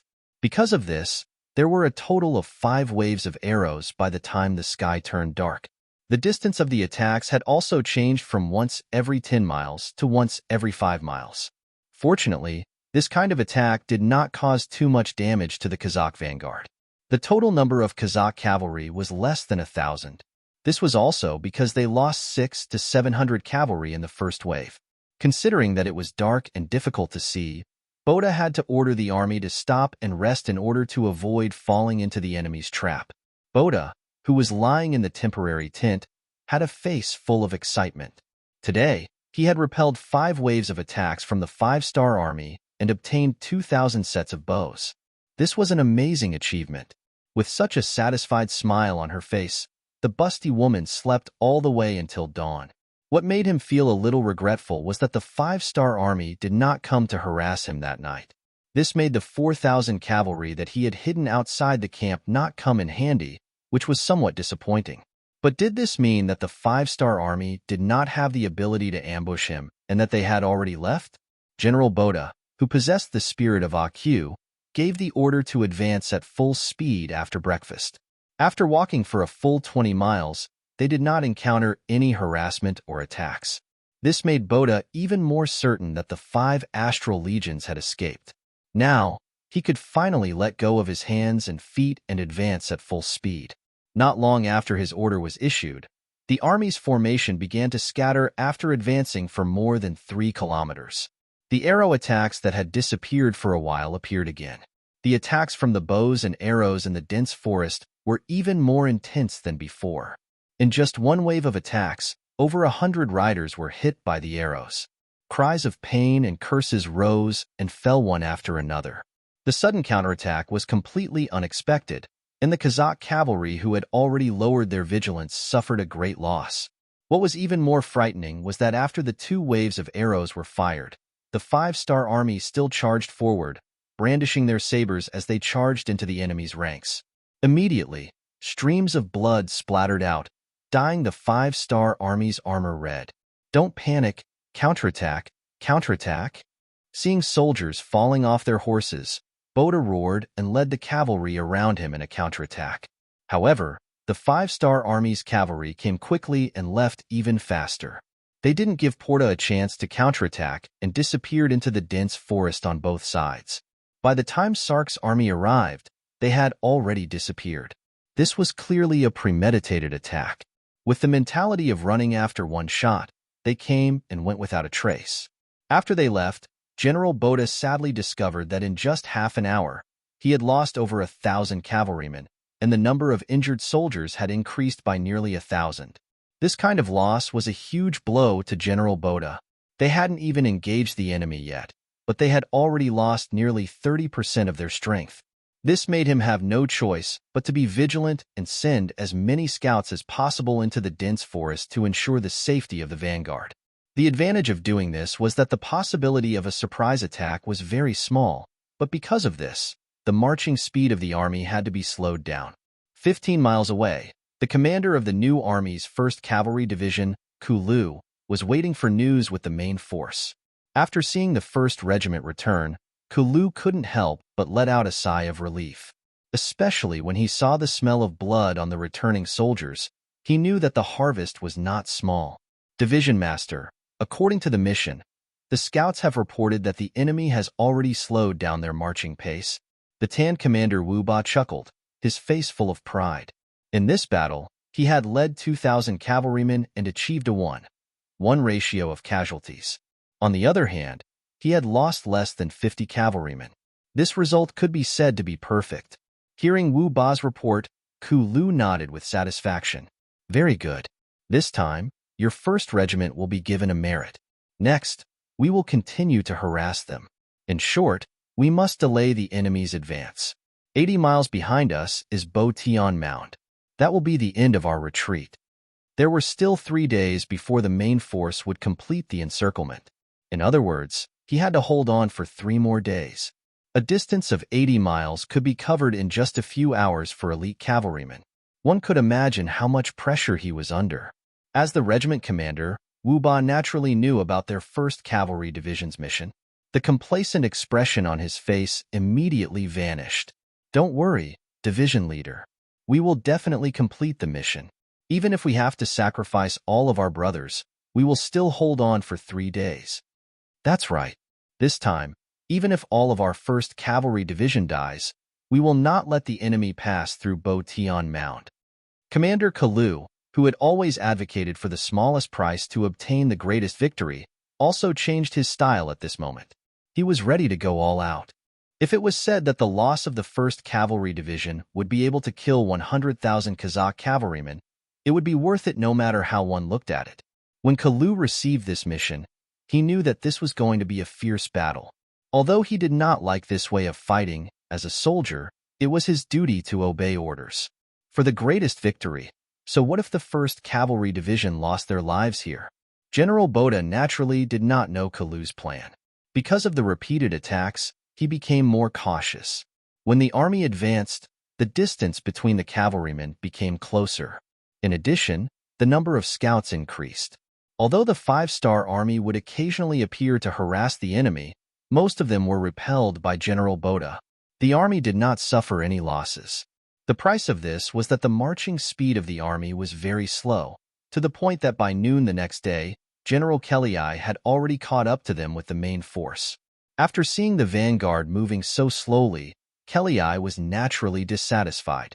He had a guard call Boda over and scolded him. Boda also knew that the marching speed was too slow, so he did not say anything. When he saw that Kelly was tired of scolding, he made his request. He needed more cavalry. Only by increasing the number of scouts could the army advance faster. Kelly still valued Boda very much. Otherwise, he would not have arranged for him to be the vanguard general. Since Boda said so, he naturally had his own considerations and difficulties. Kellei quickly agreed to this request. He immediately assigned 5,000 cavalrymen to the vanguard as scouts. With the addition of these new cavalrymen, whenever there was a dense forest on both sides of the road, groups of cavalrymen would rush into it, looking for any unsafe factors. It was also because of this action that several companies of the Five-Star Army that had been lying in ambush were discovered. Among them, one company was a little slow in retreating and was surrounded by these Kazakh cavalry scouts. After an hour of bitter battle, the company was completely wiped out. When the news reached the ears of Division Commander Kalu, his face became very serious. There were still 2 days before the main force could complete the encirclement. The speed and reaction of the Kazakh cavalry far exceeded his expectations.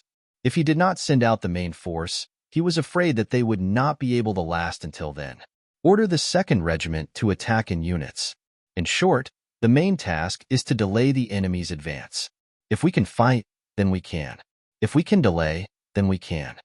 Kalu gave the order with a pained expression. When he saw the 2nd Regiment commander leading the soldiers of the 2nd Regiment away, his eyes were filled with tears. He was very clear in his heart that it would be good if 20% of the soldiers came back. They are all heroes. Gazing at the departing figures of the 2nd Regiment, the 1st Regiment commander Wu Ba also spoke like this. Then, when he turned around to look at Kalu, he stood at attention and said, "Senior Commander, the 1st Regiment requests permission to attack after the 2nd Regiment." "No. The 1st Regiment will stay behind and fight for the last time." Kalu shook his head. In terms of fighting strength, the 1st Regiment was naturally the strongest. Since that was the case, the best steel should be used on the edge of the blade. When the time came, he and the 1st Regiment would be the last barrier to stop the Kazakh army from advancing. Time passed by minute. The 3rd Regiment of the 4th Regiment and the 2,000 Black Cavalry led by young Chundong had arrived at the designated location 3 hours earlier than planned. From their point of view, they could faintly hear the sounds of killing from time to time. "Young master, our soldiers have found suitable places to hide." Beta Persei returned to young Chindong's side after patrolling the army. At the same time, he reported to young Chindong with a trace of worry on his face. Young Chindong knew what Beta Persei was worried about. Not long ago, the commander of the new army, Su He, sent a telegram. After they got rid of the scouts sent by the Kazakh army, they were now rushing to the exit of Batian Mound. In other words, the main force of the new army had not arrived yet. Now, only the 1st Cavalry Division, who had stayed here in advance, could fight the enemy. A division of only 8,000 people, but they had to stop 100,000 iron cavalry. One could imagine how difficult this task was. Even if Beta Persei led the team, he could not guarantee that they would be able to complete the task.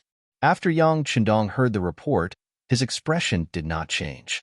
He put away the military binoculars in his hand and said without turning his head, "Go and ask where the 1st Cavalry Division is and how long it will take to reach the designated location."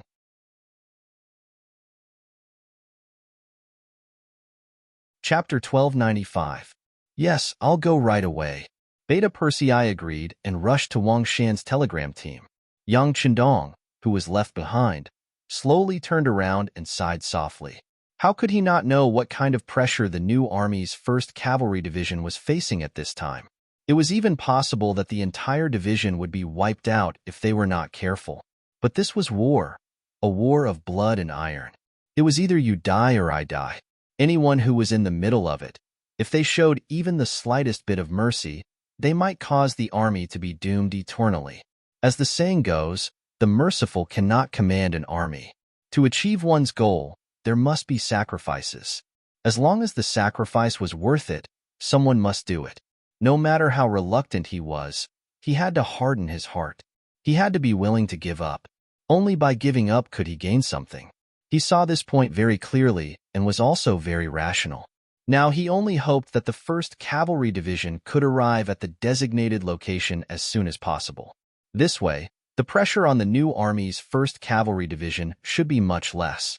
The 1st Cavalry Division was indeed the trump card of the cavalry. Under the leadership of Division Commander Tian Hu, they had been hurrying on their way ever since they received the mission.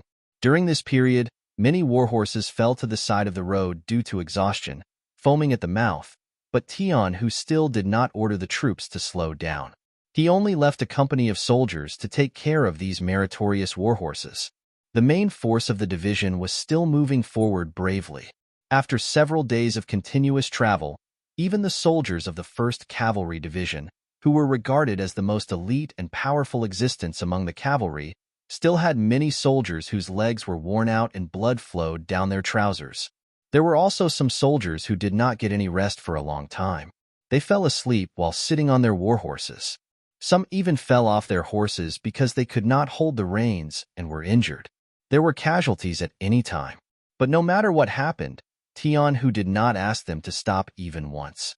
Even if they had to eat, he asked the soldiers to eat on horseback. It was only at this time that the warhorses would slow down from their galloping state.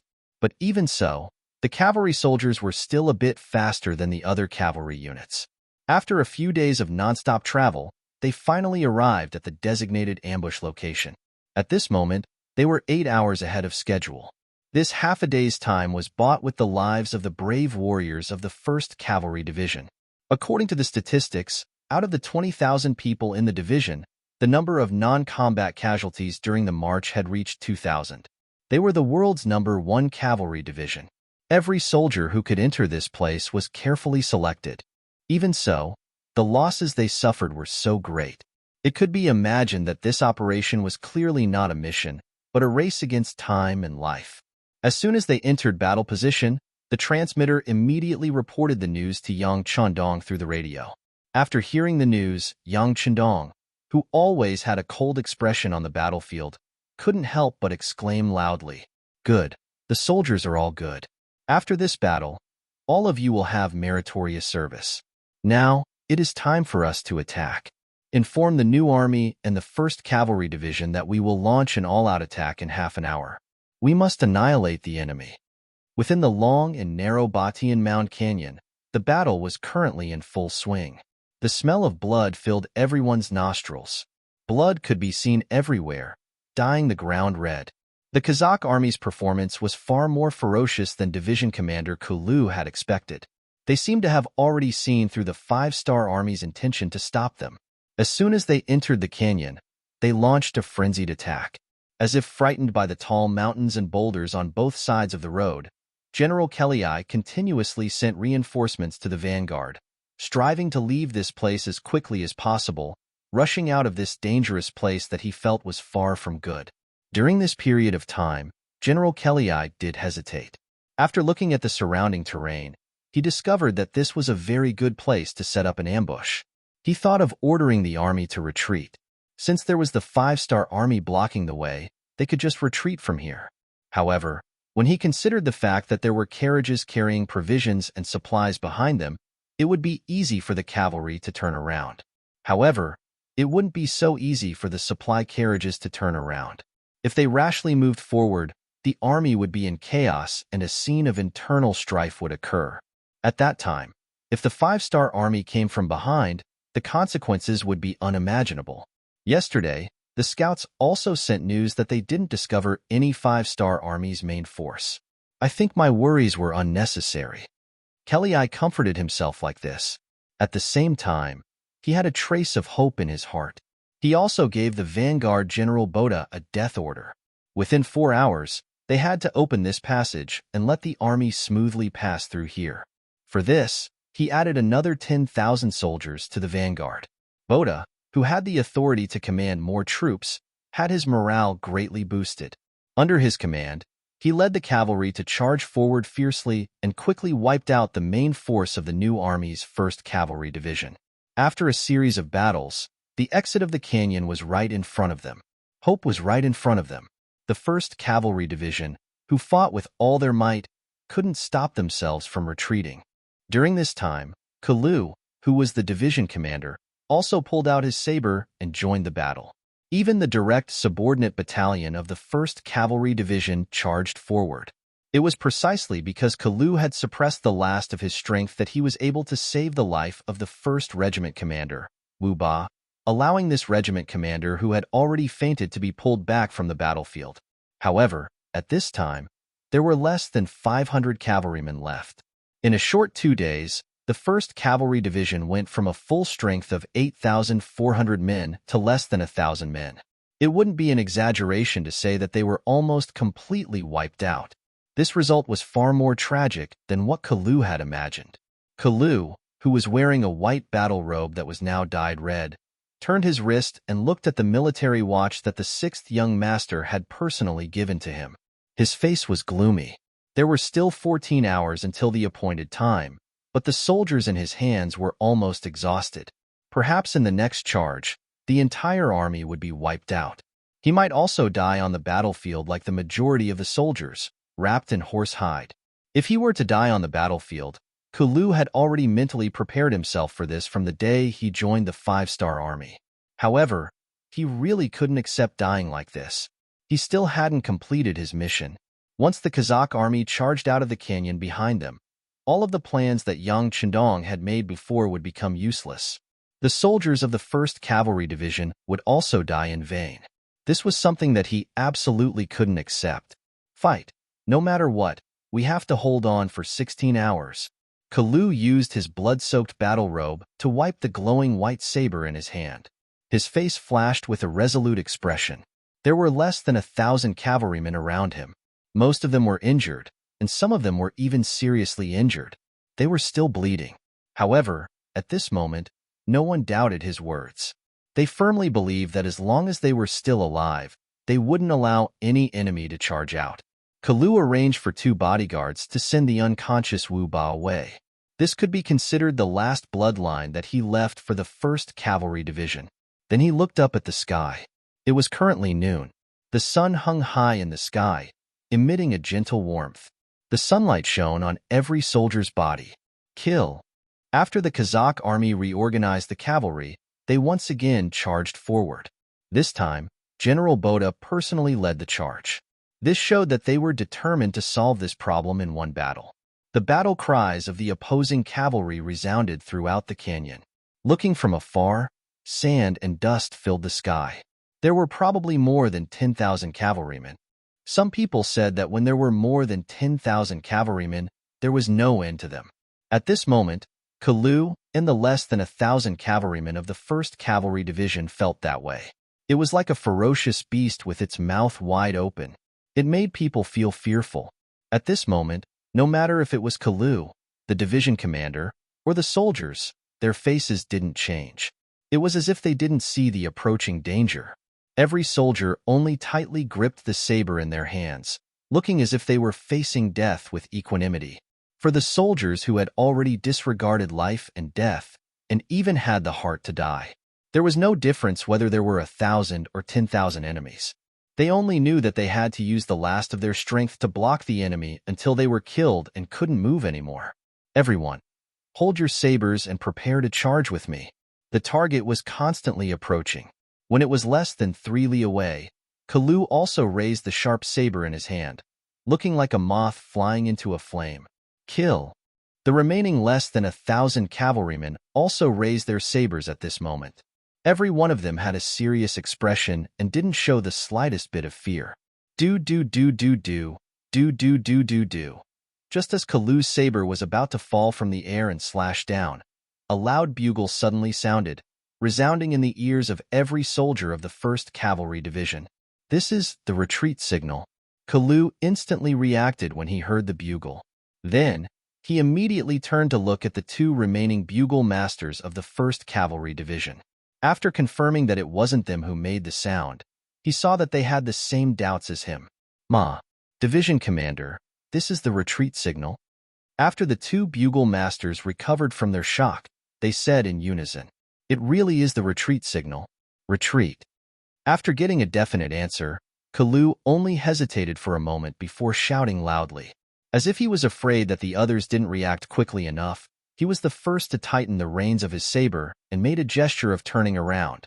At this moment, the retreat signal was definitely the main force of the 5-star army. In other words, all the plans were in place, and the 1st Cavalry Division's mission was completed. At this moment, he didn't want to lose any of his cavalry brothers because after going through so many bloody battles, those who could still survive and continue to jump on their horses to kill the enemy would be the best of the best. If he kept one of these people, There would be more elite soldiers in the future. These were all treasures, and they couldn't afford to lose them.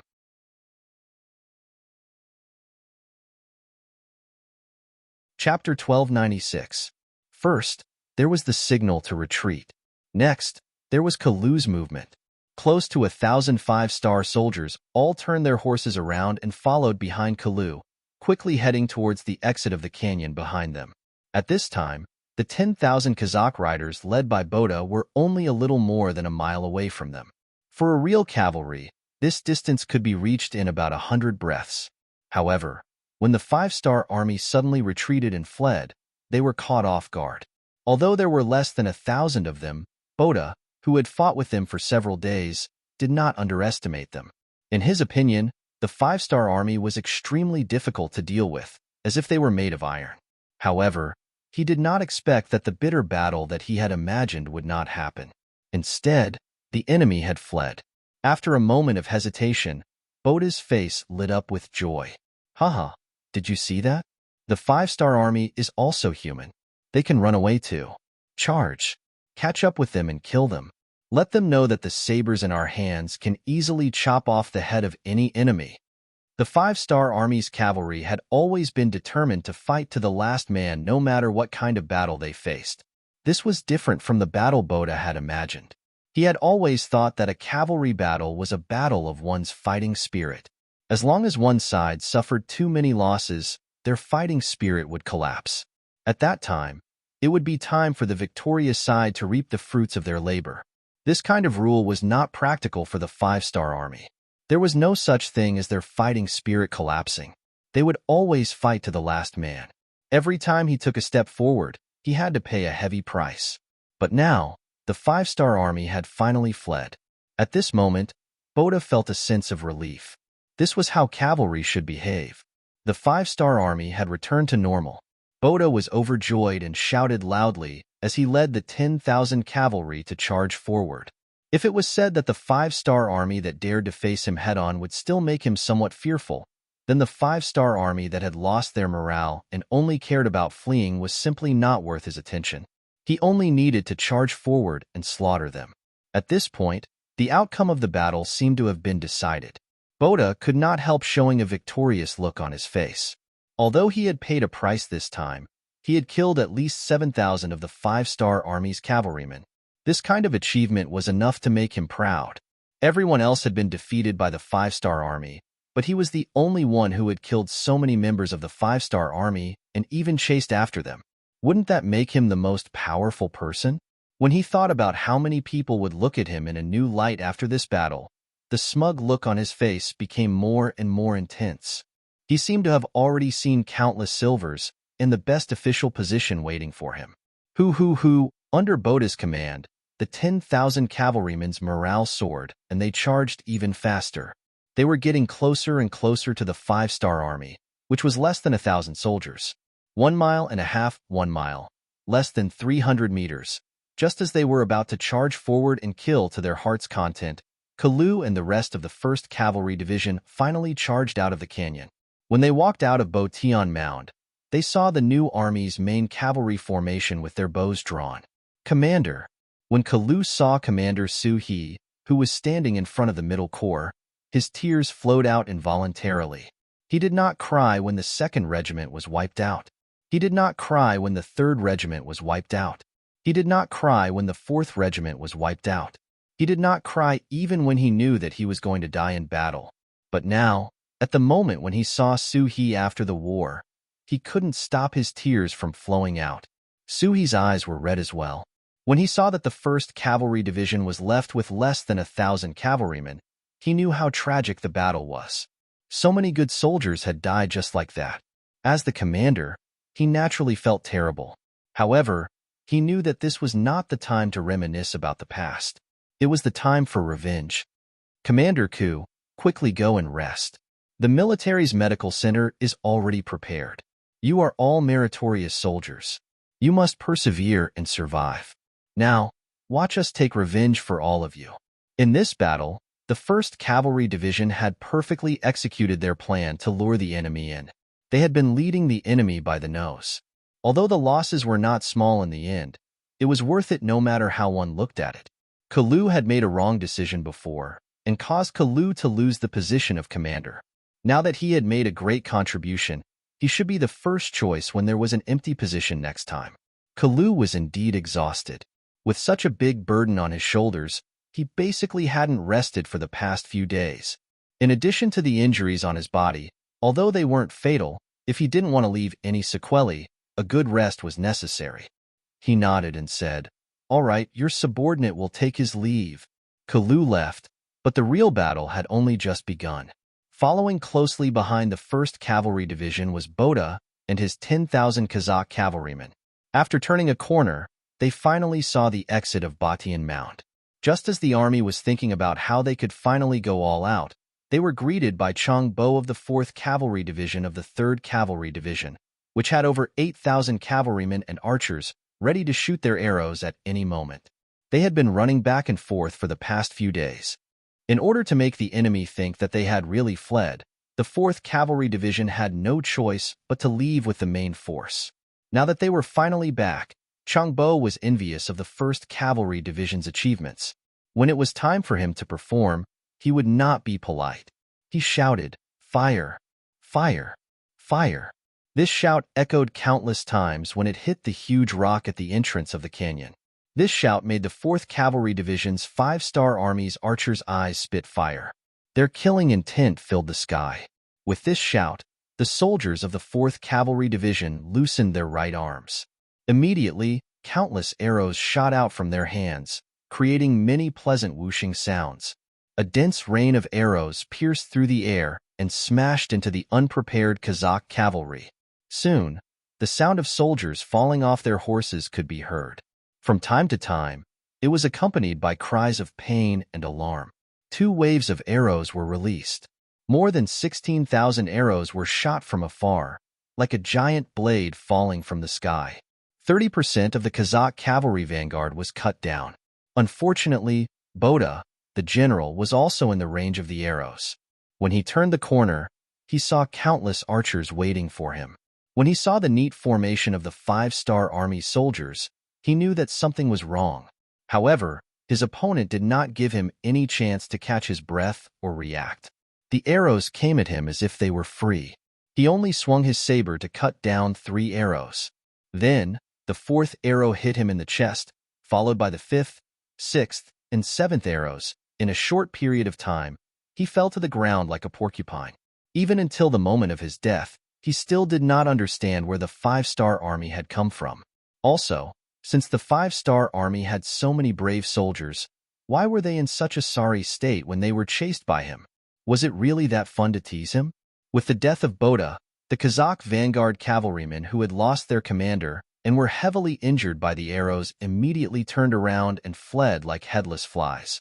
Their faces changed drastically, and they were no longer as high-spirited and complacent as they were when they came out of the canyon.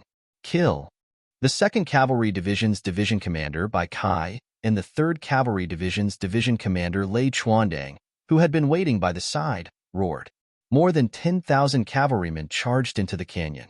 The 2 cavalry divisions that had been holding back finally had a chance to use their skills. At this time, they could not wait to charge into the enemy's cavalrymen. They waved their sabers and killed in all directions. One chased while the other fled. In just a short period of time, everyone had changed their roles. The only difference was that the Kazakh cavalrymen were really fleeing. Moreover, they were fleeing with a goal in mind.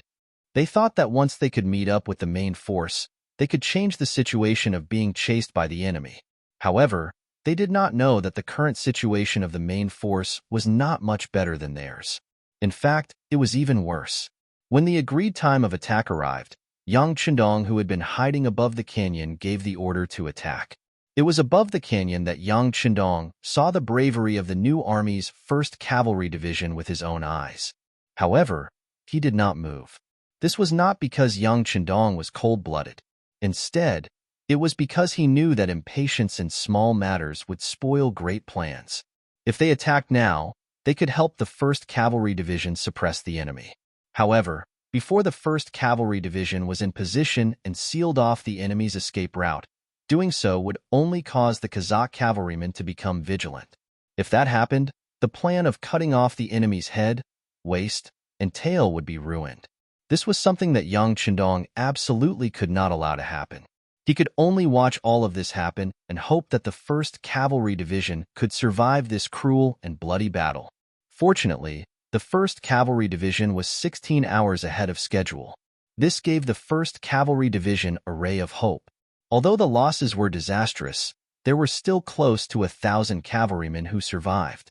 With these 1,000 cavalrymen as the backbone, presumably the day when the 1st Cavalry Division was reorganized and restored to fighting strength would not be too far away. Seeing his own soldiers being bullied, Yang Chendong could finally retaliate. How could he be polite?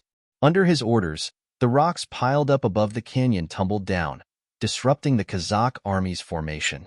Then, 10,000 guns were fired. Under the muzzles of the 3 cold vanguard divisions, bullets flew out. The enemy cavalrymen were like living targets, becoming targets. In an instant, they were shot into a hornet's nest. One by one, they fell from their horses. You're tuning in to the Warrior Lore YouTube channel. Don't forget to subscribe and join us on this journey to catch the most captivating stories.